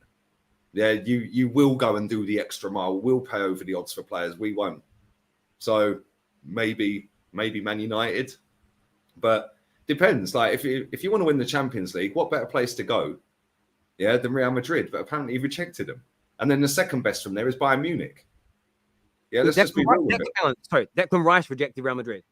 Mate, I've got all the receipts. No, but okay, yeah, I'm not challenged. Sometimes you think I'm challenging you. I'm just asking for information.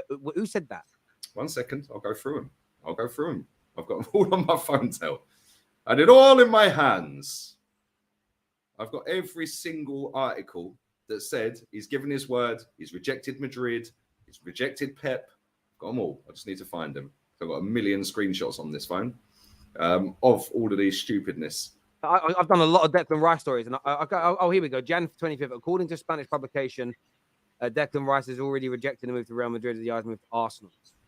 Yeah. Now type in Declan Rice gives his word. Yeah, it come up with loads of articles of Declan Rice has given his word to Arteta. I've got all of these. I've been posting them on my Insta story the other day. Yeah? I've got them everywhere. Because I'm convinced he ain't coming to Arsenal. Yeah. Then you got Ornstein. I remember it was Ornstein that put this out. Yeah, that said 75 to 85 million we could get him for. Why is the price now 95 to 100? Yeah, you said we could get him for 75 mil in January. Yeah, when that was all of these stories, by the way. Look at the dates on these stories, Terry. Yeah, 24th of January, 25th of January, 30th of January. Conveniently after Caicedo's second bid had been rejected. Yeah, if people think I'm dumb, I'm the smartest knife in the drawer, mate. Like, real talk. Because I see past all of this PR. Yeah, Declan Rice, we've got a gentleman's agreement with that we won't speak to West Ham or him again until after the not Champions League, Conference League final. So how comes his agent, who is his family members, are now engaged in conversation with Bayern Munich then? Or is that a load of rubbish? Who's telling the truth here?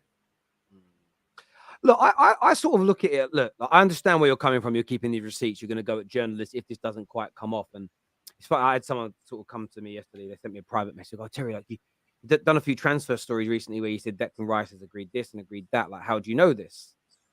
And my reply was, did you not watch the video? Because we always put the source up on the screen or the links in the description or whatever else. And there's been a lot of strong PR for him to go into Arsenal. I still think you're in this. I don't think this is lies. But what West Ham are doing right now is very clever. They are putting him out to everyone. They're trying to get everybody involved because they want to get as much money as possible. And it's about Arsenal doing the right thing. In terms of the expectations next year for Arsenal, actually, before I do expectations, what would you rate Arsenal's season? Now it's all over, dust is settled. On a scale of 0 being the worst season ever and 10 being your greatest campaign of all time, where would you rate this season for Arsenal? 6. I've seen people handing out 8s, 8.5s, 9s. Greatest season for 20 years. Well, this lot won it 19 years ago. So I don't know what you're talking about 20 years for. 6. Showed so much promise. Didn't do what was required like I knew they wouldn't. In January, it started well. Signed Trossard. Yeah, but I was calling out the transfer window last summer and I was told I was negative. I said we needed another centre-back. Well, that got proved right because Saliba got injured. Said we needed another midfielder. Well, that got proved right because Thomas Partey disappeared. Yeah, and eventually got dropped. Yeah, I said we needed another winger. Well, that got proved right because Bukayo Saka disappeared for 8 weeks in a row. So we need another striker. Well, that got proved right. Yeah, because Eddie Nketiah has not scored a goal since that stupid song got made up about him. Your defence is in trouble. Yeah, really? Not when he's on the pitch, it ain't, mate. Yeah, but I was just negative and toxic, Terry, because these fans love to be the plucky losers. Just be happy we're top. Just be happy we're top. Yeah, and then you've got our hierarchy. You've got Tim Lewis coming out, who's vice chair of Arsenal, saying it's been a great season. What are you chatting about, mate? You got our CEO on Sky Sports on the 12th of January when we're 7 points clear, saying top 4's the aim. You got Edu coming out the other day saying, "Oh yes, well, we used to be happy with 3rd and 4th. Now we're disappointed with 2nd." Yeah, you've got Aaron Ramsdale saying a season of progress, mate. Well, it probably is for him because he normally gets relegated. Yeah, now 2 seasons in a row, he's not. So it probably is for him. Yeah, you got Granit Xhaka saying top 4 was the aim. You got Mikel Arteta coming out saying the same people that said 6th and 7th on their predictions now disappointed and calling it a failure that we finished 2nd. Yeah, last time I checked, mate, trophies and medals define success, and we ain't won any. So why is everyone so gassed? They were crowd surfing, Terry, at the weekend. 30 minutes after the game, the stadium's rammed. They're crowd surfing. They kept panning in on the best looking manager we know banner. We're proud of you. Like, what are you chatting about? We've won nothing for 3 years straight. It's unbelievable, mate. This is actually unprecedented. When Arteta talks about, oh, this is unprecedented. No, the only thing that's unprecedented, mate, is the level of PR around him. Yeah, he is not. Can I ask you a question? Can I ask you a question? Do you understand it from some? I understand your takes that you don't think he's ever going to be good enough to win you a league title. Therefore, you don't look at anything progression. But do you not understand that a lot of the people in that stadium, and a lot of Arsenal fans around the world, believe that you're going to go on to strength from this situation and be able to They're the same people that still walk around with face nappies on, Terry. Hang on though. Just please, I would like to answer the question. Do you not see that because they believe in this manager in the direction you're going in, that they feel they've got every right to be happy because they think you're moving in the right direction to get to claiming to competing in the Champions League and winning the Premier League? Why, if somebody believes, like, put yourself in their shoes, if you believe this man and the direction you're going in is right, why should you not be happy? Well, what would make them believe that? Because we've been in the Champions League with a better set of players, better manager, and never won it. Yeah, when, let's be real, it was probably harder to win when this lot behind me were playing. Yeah, hence why they never won it. Then when we've had other squads that have got to Champions League semi-final in 2009, when we lost to you lot with Ronaldo, Rooney, Tevez, battered us 4-1 at the Emirates, which, by the way, had a younger squad than we've got now. Younger squad. I keep saying that every time I'm on every show. Younger squad than we got now. Yeah, no youth project then, was there? No project youth, no phases, no BS. Arsene Wenger never got this level of PR. But we had better squads that got to finals of Champions Leagues, or one final and one semi-final. We won Premier Leagues with better players, and it was harder to win it back then. So, yes, I understand people think, oh, well, yeah, well, it's only City we're up against this time round. Whereas back then, it was a little bit harder, I'd imagine, yeah, with Man United. Chelsea had just come on the scene with Abramovich and we went invincible, etc. I get it, right? But at the same time, yeah, we had a better manager. We didn't have a guy learning on the job. We had better players, yeah? And the funny thing for me, all these people that are jumping around, crowd surfing and singing, we got Super Mick Arteta and all this rubbish, yeah? These are the same people, some of them, that were on the same protest that I was on when we finished second to Leicester. We've gone back to the level we were 7 years ago that was deemed not good enough. And these same people, some of them, yeah, are so deluded, Terry. Like, they don't believe what they're saying. Listen, I understand it was going to be a party and carnival atmosphere and all that at the weekend. I get it. Because a lot of them tickets were bought up 3 months in advance, right? But ultimately, when we played Brighton and 30,000 walked out before the 90th minute, that told me a lot. Because that told me 30,000 people have walked out at 2, or say 15, 20,000 walked out at 2-0. As soon as it went 3-0, the rest walked out. You can see the cannon on the seats. Yeah. So that tells me a lot. The people that went there at the weekend, cool. Record shirt sales of any new shirt we've ever dropped in our history. Any new home shirt. After 2 days, that is the record-breaking shirt sales. Why? Because they play on emotion. Oh, this is the 20-year anniversary of the Invincibles. It's got the wins and draws down the stitching. It's got gold for the gold Invincible title. They should be ashamed of themselves. Whatever idiot sat with Adidas and sat down and said, actually, let's do a 20-year anniversary shirt. Did Man United do a 20-year anniversary shirt for the treble winners? Did they do one? I can't remember. Don't think they did they? No, exactly. Yeah, exactly. I haven't been on my club's website for 4 years, so I don't know what we sell and what we do. Yeah, we're now selling match-worn shirts for €1,800 of Gabby Jesus against Newcastle. You can buy the match-worn shirt. It'll be disinfected. Of course, it says it in the small print. €900. €900, Terry, for Gabriel Magalhaes' shirt when we lost 4-1 to Man City. And I guarantee if you go and buy it right now, and then straight afterwards it says order placed, I go and buy it, I guarantee we both get it. Yeah. Yeah, exactly. Exactly. But these people are sucked in because I'll tell you why they're sucked in, Terry. Because, and this is a very valid point I'm making here. We had 2 years of no football. Every football stadium in England has got louder. Every football stadium in England is now a carnival atmosphere every weekend. Yeah, because they don't know when it's going to get taken away again.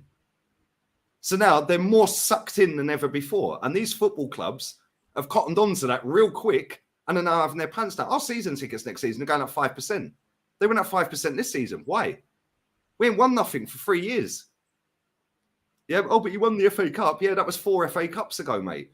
What other manager has had this level of spend, this level of PR, and this level of not winning nothing, I hear and you. still getting this level of adulation? Yeah, I hear what you're saying there. I want to go to some of these super chats. One here says, Arsenal will not sign Rice and Caicedo. Edu, we won't overpay policy during the Mudryk will not show its true colours, is what Ricky says here. We'll come back to this one in a minute because it's kind of United related. Yeah, don't unstar them. Yeah, I'll unstar. I know KJ's backstage. I'll unstar them just because I'm keeping hold of some here. This one says Arsenal have spent 165 million in the past 3 windows, 55 million per window. Not a club that's serious about winning. Mikel says City is at a level yet he can't adapt and will take their rejects. Huge respect for Lee, always speaking the truth. Do you think being linked to the likes of Cancelo and Gundogan is a bad idea for Arsenal? Yeah. Yeah, I do. Because Pep blatantly said the other day, when you're going up against Mohamed Salah, Vinicius Jr., Martinelli, Saka, players like that, you need to have a very good one-on-one defensive player. Yeah, and that is something we have not had previously since I've been at Man City. His words. So he's basically having a dig at Cancelo. He's having a dig at Zinchenko. So why do we want... He's not going to have this inverted crap next season. So why do we want Cancelo? If he don't want him, why should we take him? We're trying to overtake this lot. Yeah, Gundogan, fantastic footballer. Unbelievable. But Terry's 33 in a couple of months. They're like, no disrespect. Why do we want him? And this is the thing with Man City. That guy's out of contract in exactly a month today. He's out of contract. At midnight, in 1 month from today, he's out of contract. It's almost like he has to earn his contract. Meanwhile, we're handing out contracts left, right, and centre. Aaron Ramsdale's just signed a new contract. Why? He had 2 years left. Why? You've won nothing at this football club. Have a new deal on better terms. Gundogan, the captain of Manchester City, you have to earn your contract, mate. Yeah, and like, I don't get it. And then we're signing. Why? We're trying to overtake this lot. Why would we take their players that they don't want? It makes no sense. Yeah, but again, with the Granit Xhaka love fest, oh, we want you to stay. We want you to stay. Are these people dumb? 6 years of being trash. 1.5 season or 3/4 of a season, he's been really good. 3/4 of a season, he's been really good. Disappeared when it really mattered, like most of them did. Yeah. But then it's, oh, we want you to stay. We want you to stay. Why? Why? I'll tell you why. Because the standards are on the floor. Yeah. And we always have to be, but we can't compete. We can't compete. Whereas if we actually get rid of him and go and sign some proper players like Rice and Caicedo together, all of a sudden their standards have to raise from off the floor, which means they have to hold people accountable. And they don't want accountability, which is why our vice chair's coming out saying we've had a great season. Our CEO's saying top 4's the aim. Edu's saying, oh, yeah, well, we're now disappointed at second. Why do you keep talking? He's talking every day. What other football club that bottles 8-point lead, 93% at the top, is coming out with every single member of their hierarchy over the course of a week talking? I don't see any of this. Not one person at Arsenal Football Club has come out. Gabriel Jesus is a prime example, yeah? Listen to this. This is the winning mentality that we needed at Arsenal, yeah? Listen to this garbage. Winning mentality, yeah? He walked in the dressing room and he raised the standards. He raised the standards, yeah? Where is he? I'm going to find him right now, yeah? This is a joke, what he said, by the way. And this is why I mean about no accountability. It is an absolute disgrace, some of the stuff these players are coming out with. Yeah, Rob Holding, here we go. We can't look past what we have achieved. What have you achieved? You ain't achieved nothing, mate. Yeah, what is Rob Holding doing, telling people we can't look past what we've achieved? What? Yeah, then we can go even further. Where are we? I've got loads of stuff here, mate. There's literally loads of it. I hear you on these players. Mikel Arteta likes to read books about leadership, psychology, and success. Yeah, he's part of a group of coaches from different sports, including NFL and rugby union, who swap and share their experiences on Zoom meetings. Do we care? You ain't won nothing for 3 full seasons, mate. Yeah, then we can go further. But it's all PR. Edu on the summer transfer window. It's identifying very well where we can improve. If there is an individual, isolated positions, if there are units, players are now called units, according to this idiot. Yeah, units. Yeah, if they're in midfield or defensive or final third. This diagnosis we already have because we have already got a very clear style of play. Today we see Arsenal waffle. So with me and Arteta talking, we find it, we believe it, and we have a level to improve in terms of performance. Yeah, he then waffles on again. Yeah, and he says, but we have one more level to go to. What are you chatting about? One more level, mate? Yeah, like why is he talking? He's talking again today. Yeah, we can carry on because I want to find this quote. Edu again. I get you. I want to do some of these. We'll come back to some of them just because I want to interact with some of the viewers as well. It's really important because they're here. This here says Arsenal fans are weird. This one says, why should Arsenal become a City B team? How can you beat Pep and City with players that are not good enough for City? Does Arteta have no identity? Yeah, I assume you agree with that. 100%. Like I just said, you're supposed to be overtaking them, not taking the players they deem not good enough anymore. This is from Zeus that says, we'll get Tillemans, Ward-Prowse, Zaha, Wilcott, Micah Richards as an inverted right back, and the fans will pick it up. When will this fan base wake up and realize we're being duped? We're never going to win anything, is what's been said here. But I did have a lot of people at the start of the show, though, in jest, I want to add, say that Lee said if we finish the season 5 points or less behind City, I'll back Arteta, and you finish 5 points behind them. What's your response to them calling you out on that? Couldn't care less. Yeah, we were 8 points clear. Yeah, and let's be real, if we beat Forest and Everton, we would have won the title. That's it. If we beat Forest and Everton, we win the league by 1 point. Oh, but Lee, Man City would never have lost to Brentford and they would have beaten. But how do you know that? Yeah, if we had beaten Forest and Everton, we win the title. That's it. Sack him. So you don't care now that you've finished 5 points behind. No, the way the season's ended has been an absolute disgrace. Yeah, and the way that these people are coming out glorifying this crap is even worse. But I'll tell you something, yeah, you can only fake it for so long, Terry, yeah, before you get highlighted. Yeah, and this manager for 2 seasons, the last 2 seasons, has faked it.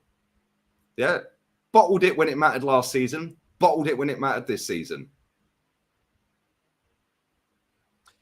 We have a super chat here that says Lee Karen is what Anthony says there. I don't know why that made me laugh, but there we go.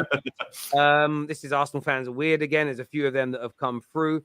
It says United did a treble kit the year we failed to get to the Champions League. I did search that, yeah, in the 2019-20 season. That was a tribute. But as I say, I've not followed the website. I've not followed the account, the Twitter account. I have no idea about any of this stuff. I don't read any of it anymore. And no true United fan should. Lee likes to take bits and pieces of different things and combine them. I'd love to debate him. A lot of what he says isn't true, is what Frank. Well, it's not though, is it, mate? Because I've got all the screenshots on my phone and I can read out every single thing right now. I'll read them out in a minute. When Terry's done the super chats, I'll read out word for word what Tim Lewis has said, what Arteta said, what Edu said, what our players have said, what apparently serial winners that have come in and told the dressing room we're going for the title have said. Yeah, I'll read them out. Yeah, you can waffle all you like, mate. My factual information don't care about your opinions. Yeah, it's as simple as that. Go on, Ben Shapiro. Go on, Ben Shapiro. I love it. That's what we should call you, Lee Shapiro. Big up Lee and Terry. My foot has never been off of KSE's necks. Got to spend good on the right players. Lots of us reckon KSE are good now. No, do more. I agree with you on that. I agree completely. Lee, what manager is more likely to win the Prem, Arteta or Ten Hag? Neither, because neither of them are serious. They're not serious. They're not serious. The only manager that's winning the league next season is Pep Guardiola again. Why? Because they're a serious outfit, mate. We ain't. Yeah, both our clubs are a joke. Yeah, but next season will be a massive season for Arteta because all these people that have been lying through their teeth for 3.5 years, thinking he's a great manager, yeah, well, we see 30,000 of them walk out the other week against Brighton. Yeah, once we're getting pammed in the Champions League because he's embarrassed us 3 times in Europe when we're not even in the Champions League. Olympiacos, Villarreal against our ex-manager, and Sporting Lisbon. Good luck next season in the Champions League, mate. Okay, I disagree with Ten Hag. I think he can win us the league. I think he's serious. He's all the things you said he doesn't do in terms of calling people out. He's done this week, so we'll see what happens there. Again, agree with Lee. Arsenal won't get Rice. They'll do a Jude Bellingham and get, I can't pronounce it, Zubamendi and Asensio instead. To be fair, we call it a 9 out of 10. How Arsenal's net spend wisely is what's been said there. If only Lee had got that autograph from Arteta. I like that. That's funny. Lee, you ain't that smart. It's sharpest knife in the drawer, not smartest. With all due respect, I'll defend Lee here. That's a Freudian slip. We all knew what he meant. Like, we haven't got to be that panicky over it. Can you set up a show between Lee and Dawds? No. I don't think I'd rather bleach if I'm honest.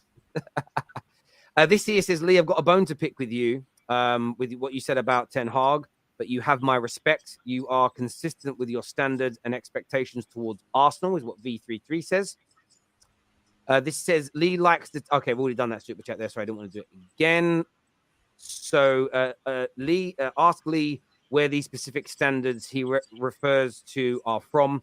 Wenger won 3 titles in 22 years. What are the specific standards you are missing? Fantastic. I've supported Arsenal 35 years and seen us win 17 trophies. That's one every 2 years, mate. Yeah, next. Next. But yet you don't think Arteta... I mean, what if Ten Hag wins the FA Cup? We'd have more respect for him, more like not you don't have to have faith in him as a fan, but will your mind change slightly? 2 trophies year one. Champions League. That's a good season. That's a great season. He's won 2 trophies, won a cup double. Yeah, but ultimately he ain't gonna win you a league. Yeah, great, fantastic. Cups are cool, Terry. I love trophies. Yeah, I've seen Arsenal win 9 FA Cups. I've seen Arsenal do cup doubles. I've seen us win 2 League Cups. Yeah, like I've seen us win 5 league titles. Like I add up all these trophies, Cup Winners' Cup. Yeah. At the end of the day, yeah, I want the league. We smashed the stadium down. League on a bingo. Yeah, we smashed the stadium down to win titles and be like Bayern Munich. Yeah, Bayern Munich sacked Salih Hamidžić on the pitch celebrating another title. Sacked him. They sacked their hierarchy. Napoli's manager. He quit. He's on his way. Oh yeah, but why did he quit? Yeah, he quit. He wants a year out. He wants a sabbatical. Oh, that's what it was.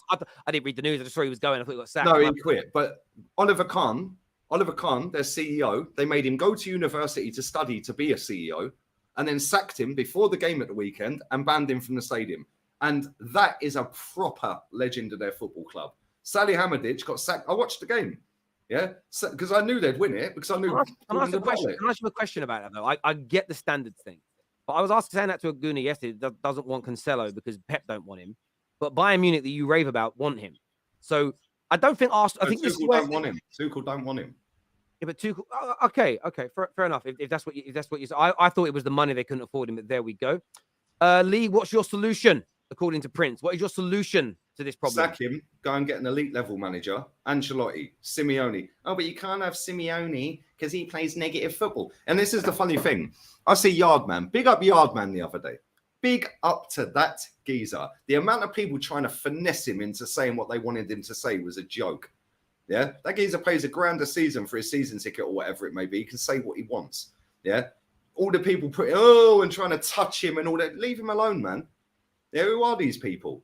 Yeah, and then as soon as they go, who do you want? It doesn't matter who we say we want because every time we say a manager we want that's not Arteta, you instantly come out and defend it. I could say I want Jesus Christ the Lord. Yeah, you'd find a way of making out Arteta's better. So it doesn't matter if I say Ancelotti because you'll go, oh yeah, but he didn't do anything at Everton. Yeah, but he just lost the league to a Barca team. Yeah, if I say Simeone, oh yeah, but he plays negative football. If I say Luis Enrique, oh yeah, but he didn't do nothing with Spain. Doesn't matter what manager I say, Terry. These people are so fixated on this guy. Next season, he's potted. Yeah, he is potted next season. Yeah, because ultimately, you can't keep faking it. Yeah, is Odegaard going to score more than 15 goals? Probably not. Yeah, is Saka going to get that much GA next season? Maybe. He's got better every year. He's probably the only one that you can say is probably going to do it again next season. Yeah, Martinelli, we don't know. Yeah, is Thomas Partey going to be as good as he was this season? Are we going to get somebody that's going to have a better output than Xhaka, even though I want him gone? Yeah, we're going to have Saliba doing it again to the level he was doing it. Yeah, is Gabriel Magalhaes going to play as well as he has after the first 5, 6, 7 games of the season? I'm not convinced. Doesn't matter. Yeah, if you go and get a better manager that is an elite level manager, you can attract an elite level player. Because I'll tell you something, yeah, how Everton signed James Rodriguez, yeah, was because of Ancelotti. That's it. It's not difficult. I understand that. Sophie here says, you tell them, Lee, haters are always going to say the same rubbish. High standards, top 4 Thanks. is a bare minimum. Hashtag Arteta. What does that say at the end? What's that at the end? Arteta out in Spanish. Oh, that means out, Wait, right. Do you know what teta is in Spanish? What? Titty. It's tit. I'm not even joking. Okay, there you go. I didn't know that. Teta. Yeah, tetas. Tits. Maybe. Do you remember that famous scene in Only Fools and Horses where they're standing on top of a bus and Del Boy is like, I can imagine as they're sitting on our skyscraper with the initials of Trotters, independent traders above our heads. And then Del Boy's bigging it up. And then Rodney goes, have you not seen the sort of unwritten message in your daydream and in your fantasy is that there above your head, on top of your skyscraper, in 30-foot high neon letters, is the word tit. That is the greatest program ever made in English TV. Only Fools is amazing. I've actually had a message though through from Dr. Rob, who's one of the financial experts that comes on the show, and he says, "Great debate, guys, about Brighton." He says, "You both got elements right, both got elements wrong." He said, in terms of FFP, he says, "But it is confusing because even football clubs don't fully understand it." But he says, essentially, you are right about accumulative losses. He says, however, losses and he says where a lot of Brighton losses came from were spend on stadia, training facilities, youth players, facilities and training. That's excluded. So he said you don't use the actual account profits and losses. It's a little bit like net spend, but it includes wages, agent fees and stuff along those lines. So it goes so no one outside of clubs and their accountants knows the true sum because it's not, no one publishes it. Does that make sense? So that's why they're changing the format to be no more than 70% of your turnover, so that it's harder to hide, if that makes sense. So essentially, you are right. It needs to be accumulative losses, but a lot of, they said around £200 million worth of the losses at Brighton were. So we were both right then, Phil. That's what we're saying. Yes, yeah. He was saying you're both right in those areas.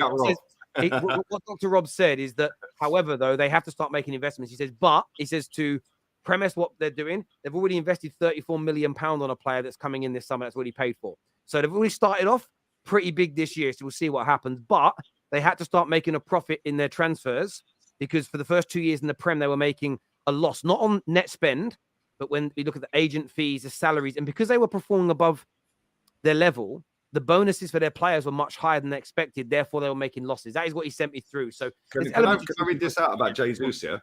Go on. It says, reflecting on his first season in the red and white, Jesus said it was good. Unfortunately, we didn't win a trophy, which was our target. Yeah, remember that. It was our target to win a trophy, yeah? But I think we've had a good season. Very good. We are building a good atmosphere from inside and out. The fans are coming with us and always supporting and pushing us.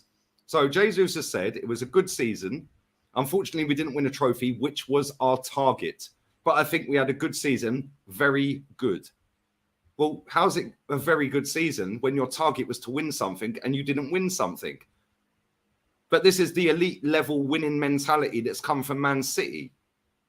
And this is why I get peed off with it, Tel. Yeah, at the end of the day, yeah, this is just a load of waffle. Yeah, that has been hyped up about him. Him and Zinchenko, oh, they came in the dressing room and said, we're going for the league. We're going to win it. We're going to do that. Our target was to win something. But we didn't win something, but it's been a good season. Very good. Well, it ain't, is it? It's been a disgrace because you didn't win anything. I understand, though, but this is the one. This is where I'm playing devil's advocate here. It's not a fervent belief. I'm just playing devil's advocate. If these players believe, though, we didn't win the league, but they clearly don't feel like they're going to fall off the edge of a cliff this summer. They clearly believe that they are going to get better, go again next year, and be able to compete. Accountability. Hang on a minute, though. Like, I think the accountability comes from them saying, like, we're disappointed. We know we didn't achieve our targets, but we still believe we're moving in the right direction. Those two things can be true at the same time. When you say no accountability, so from Jesus' point of view, if he's positive about the future and thinks you can go on to win the league, but at the same time is disappointed you didn't win a trophy, what do you want him? Ideally, what would you like him to do accountability-wise? So I understand what you think he should do. Not one player at Arsenal has come out and said, actually, we failed to hit our targets this season. I'm extremely upset by it. Yeah, and it's not acceptable for a club like Arsenal to not win anything after being in 4 competitions. That's what I want him to do. Yeah, look at this. This is our vice chair, executive vice chair of Arsenal Football Club. On behalf of the board, Tim Lewis has said this. It's been a brilliant season. So many important moments and memories made in an extraordinary Emirates atmosphere. What are you talking about? We won nothing. Yeah, Mikel Arteta on the reception, Granit Xhaka got, oh, he's been exceptional, a key part of our success as a team. You ain't won nothing, mate. Yeah, Granit Xhaka posting out on his Instagram, 2 community shields. Have some shame, mate. 2 FA Cups. Find some shame. Yeah, get out of the club, man. Yeah, the end is nigh for Smith Rowe, says Charles Watts. Really? But when I called this out at the start of the season and said big season for him, if you don't do nothing, bin him, I was told you're a disgrace. He's a Hale End boy. He's wearing number 10. Saka and Emil Smith Rowe. You're a disgrace. Now fast forward 9 months. Now everyone wants him gone. And now they'll all be on their knees when Odegaard gets number 10. Yeah, this is pathetic. Yeah, we've had a bid rejected for a guy called Sasha Bowie. But I thought Champions League could get us world-class players, Terry. Yeah, Edu saying... He's good, though, Sasha Bowie. He's really good. He's talented. Yeah, listen, it is what it is, mate. Yeah, weren't he in... Can I ask you a question about that, though, right? So... it's a bit like the Brighton point you made. Like, if you sell a player for 60 million, you should spend it all on your squad. At the same time, I hear this isn't a dig at you. This is a football question in general. I just want to premise that. Often, Lee, I think you think I'm challenging everything you say. Well, what I'm actually just doing is digging deeper, trying to understand the whys behind the what. But I hear a lot of people say, "But I want my club to sign obscure players or not obvious signings and sign people that nobody's heard of." And then what I see from other fans is, why are we linked to some guy for 20 million when we're in the Champions League? But what if the guy for 20 million is better than some of the people on in the transfer market for 60, 70 million? I understand your point that we should invest the rest of that money, but you don't have to spend all your money in one go. Maybe you've got to save it for some bigger contract renewals. No, I get that. Maybe a star player you're after has got massive agent fees. We've been told for 7 years, in fact, longer than that, 15 years, you can attract world-class players being in the Champions League. Absolute garbage. You signed Champions League winner for the 5th time, Casemiro, after he just finished winning it in the Europa League. You signed Di Maria after he just won the Champions League whilst being in the Europa League. Yeah, Kante went... in fact, you signed Zlatan and Pogba in Europa League. Yeah, Chelsea signed Kante, who had just won the Premier League and was in the Champions League and went to a team 10th. And ironically, years later, won the Champions League. Yeah, this is a myth. Yeah, no, this is this. I agree. I agree with that being a myth. I agree that at Arsenal, you don't just need Champions League football to attract people. You can differentiate. But I understand you not believing the transfer, but you are linked to some really good players as well. It isn't just 20 million right backs from Galatasaray. Is Benzema still house hunting in Mill Hill? Yeah, what about Mbappe? Is Wenger still having dinner with him and his dad? Like, come on, turn it in, mate. Yeah, Edu said this. Saying Arsenal bottled it is a word I wouldn't use. Well, of course it isn't, because then it means you've got accountability. Yeah, right? How handsome is... who's the most handsome player at Arsenal? What do you think? And it's a picture of Ben White. Yeah, we've got people writing love letters to Granit Xhaka. Yeah, we've got people saying, when will I see you again? Like, Granit Xhaka's died. Like, do me a favour. What is going on here? Let me look at this other one I want to show you as well. Here we go. Arsenal won as many Premier League matches this season as the Invincibles did in 03-04. Okay, spot the difference. One held a trophy, one didn't. Yeah. More on Arsenal and Matthias Franca links. Never heard of you, mate. Is this the world-class talent we're going for? 19-year-old from Flamengo. Do me a favour.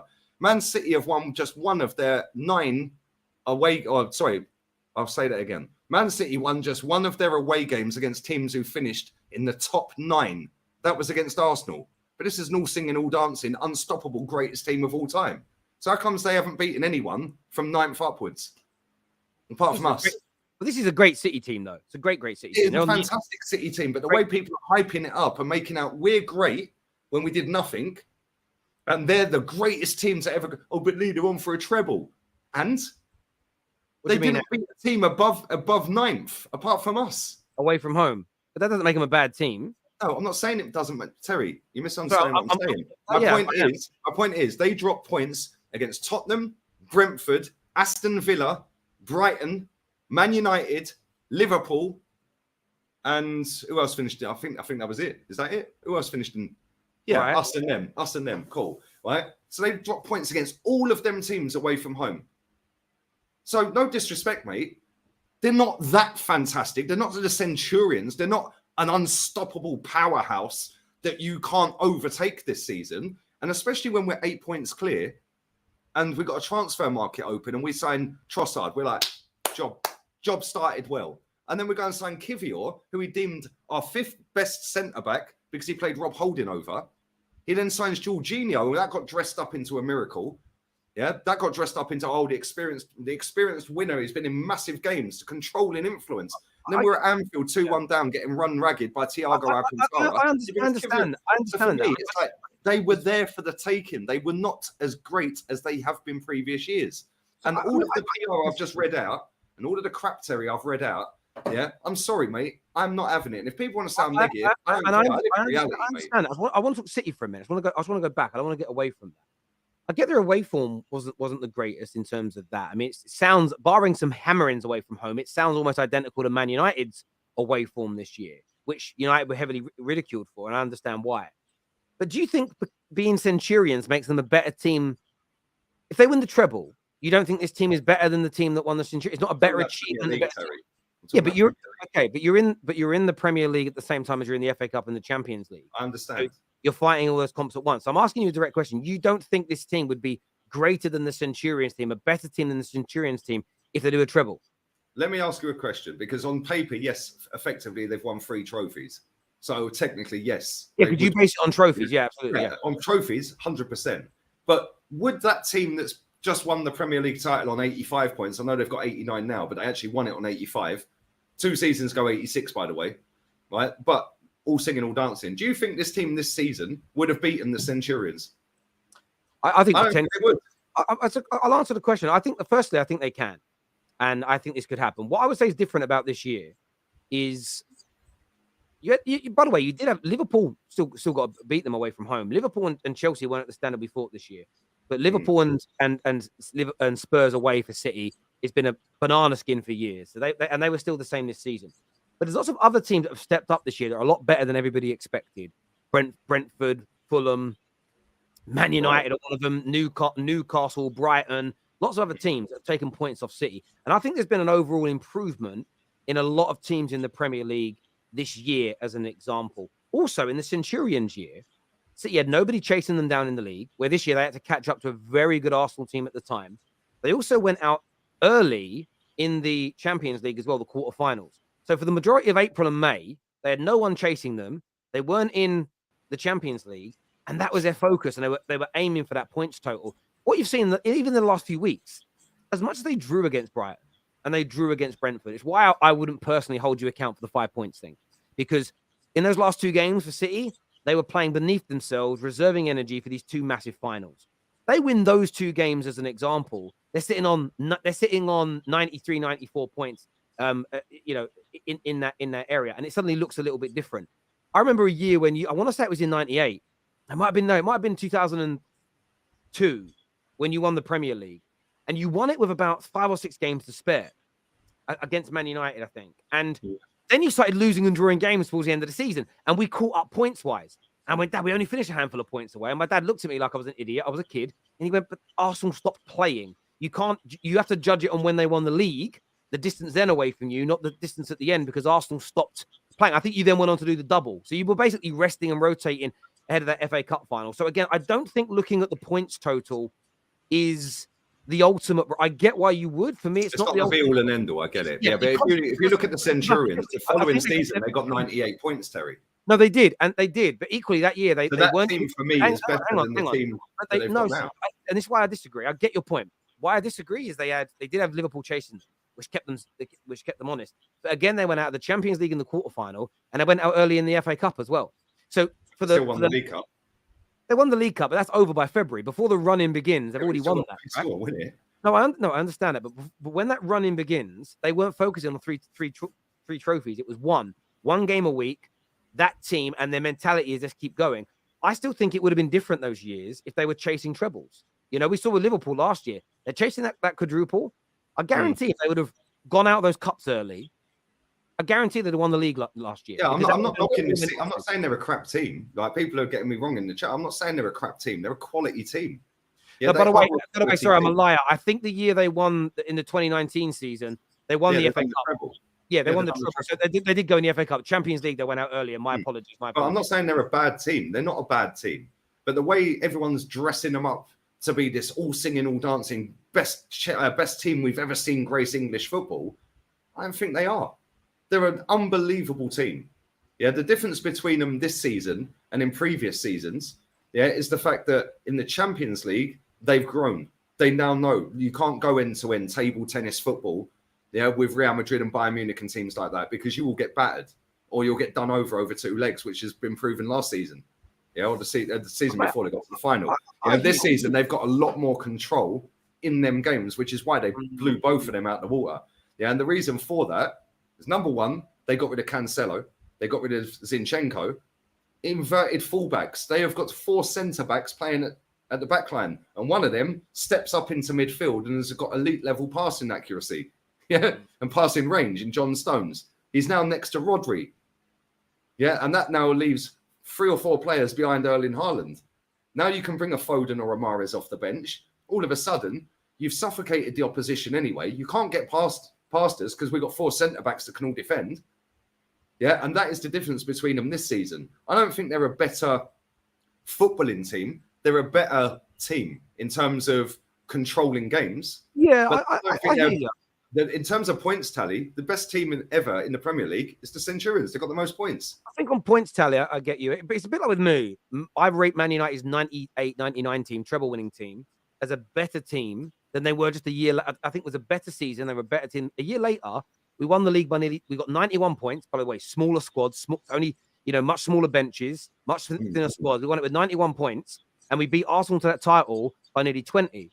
But I would swap that season, and I think we were a greater team the year before. But the following year, we weren't even in the FA Cup, and we went out earlier in the Champions League. Is that the year that you binned it off? Yeah, we did. Yeah, that was still you should never be allowed back in it ever since. Well, I remember that argument. I didn't agree that we did. Maybe Arsenal can do that with the League Cup this season, because that's beneath us apparently. Do you know what's interesting about why we did that though? Because there was a thought at the time that the World Club Championships would go on to be a juggernaut competition, and it never really panned out that way. And I think for Man United, our history has shown when Man United first started playing in Europe, most of English football was against it. They said the European Cup will never catch on. It will never be something people want to do. Man United used to fell out with the FA over being in it. In fact, it's one of the reasons why the aeroplane crash happened, because we were forced to fly back in torrential weather. Otherwise, we were going to have to forfeit points in the league because the FA didn't want us going away and playing football in Europe. So I think Man United historically looked at it as there's talk that this tournament might become sensational globally. I think the reason why it fell apart as well was just because within the next decade, all the top players from South America were getting were being put into Europe so young. Do you know what I mean? Those leagues fell apart. It didn't really work, but I get it. But yeah, look, I get why you say it. And I think it's an open and a fair argument. But I do think this City team still absolutely sensational. They're class, Terry. They're class. I'm just not hearing any of these excuses about they're the great. Even the City fan in the chat says Centurions is better. Yeah. Like, at the end of the day, that Centurions team, they got 100 points the next season. Yeah, they got 98 and did a treble. So they did domestic treble. Yeah, for me, them players, that was Prime Aguero, like Sane, they had some class players, man. Yeah, I'm not saying they ain't now. They're still an exceptional football team. But ultimately, we should have beaten them this season to that title. I get it. And that is why when all this PR's coming out and all this waffle and everyone's jumping around crowd surfing and all that, when I'm looking at it thinking, hey, we were 8 points clear. Who's holding this lot accountable? Because they're not even holding themselves accountable. They're all saying, second, we've had a great season. Yeah? I hear you. Next season, it all comes undone. I hear you on that. Kay here says, Terry, without Googling, who did Man United beat before the Munich crash? Well, a lot of people would say Red Star Belgrade. That's who we played. We didn't. We drew that game with them 3-3. We actually beat Arsenal. And I want to say it was 4-3 or 5-4. It was the last game the Busby Bays played and won was against Arsenal. I think we won. I want to say 5-4. It might have been 4-3 as an example. So, yeah, that's who I believe it was. The last team we beat, not last team we played, was the question there. This says we don't have the money City, Chelsea, United have, hence why we miss first choice targets, getting outbid by Chelsea and United. They say net spend, but he inherited a worthless squad. Context needed. Disagree. Yeah, before this season, we outspent every club on the planet since the day Wenger got sacked. That's fact. Fact. Until this season, we'd outspent every single club. And if you actually want to go down the net route, yeah, we've outspent Real Madrid since 2008. Yeah, so people want to waffle and make us out to be like Barnet. Our income's over £500 million a year. Our income's bigger than Bayern Munich. Yeah, our income's bigger than most clubs on the planet. And if you go down the net route, yeah, West Ham are outspending Bayern Munich. Yeah, Leeds United and Wolves and Brighton have outspent Bayern Munich. Yeah, there's a lot of teams. I've got the list on my phone. Yeah, the top 25 spending teams in the last 15 years. Yeah, Wolves and West Ham and Leeds are above Bayern Munich. Yeah, we're above Real Madrid. I think the only teams that have beaten us on money spent over 15 years was Man United. I think Man City was on the 15-year list. Yeah, but since Wenger's gone, we've cleared them. they'll make a profit again this summer. There we go. Lee, would you take very quick one here? Lee, would you take Jose at Arsenal? Fucking love that bastard. I love him. Fucking love it. Mr. Levy Club. Matt had me in the stitches. I know, City played their B team last 2 games, 9 changes. Yeah, I hear you. Well, they still had Laporte, they still had Edison, they still had Foden, still had Mahrez, they still had Alvarez, mate. Let's not pretend it's a shit team, yeah? Yeah. Bayern got high standards because from top to bottom of the club, it's being run by ex-players, and they had that tradition for decades, keeping high standards. Arsenal does not have that model, unfortunately. No, we have Ian Wright, Ray Parler twerking for everything. I hear you there. Didn't the Centurions win a domestic treble? Not that year. The Centurions, I think they won the I want to say they won the FA Cup that year. I think they won the FA Cup. I think they did a double. No, League Cup they did that year. League Cup maybe, yeah. Is what they did. People asking about that Man United team. Listen, that Man United team, we lost a lot of games after the Munich air disaster. Still, this is how good even the remaining players were and the club was at the time. Still got to the FA Cup final, which we lost to Bolton, and still, even though we 90% of our team died and got injured in the quarterfinals, we played the semi-finals. We still got to the semi-finals of the Champions League that year. That team would have. That's honestly, there's so much more to focus on than that. But like sometimes when I see how many Champions Leagues Real Madrid have won. Who was the fella that died? He was only young. What was his name? The youngest one.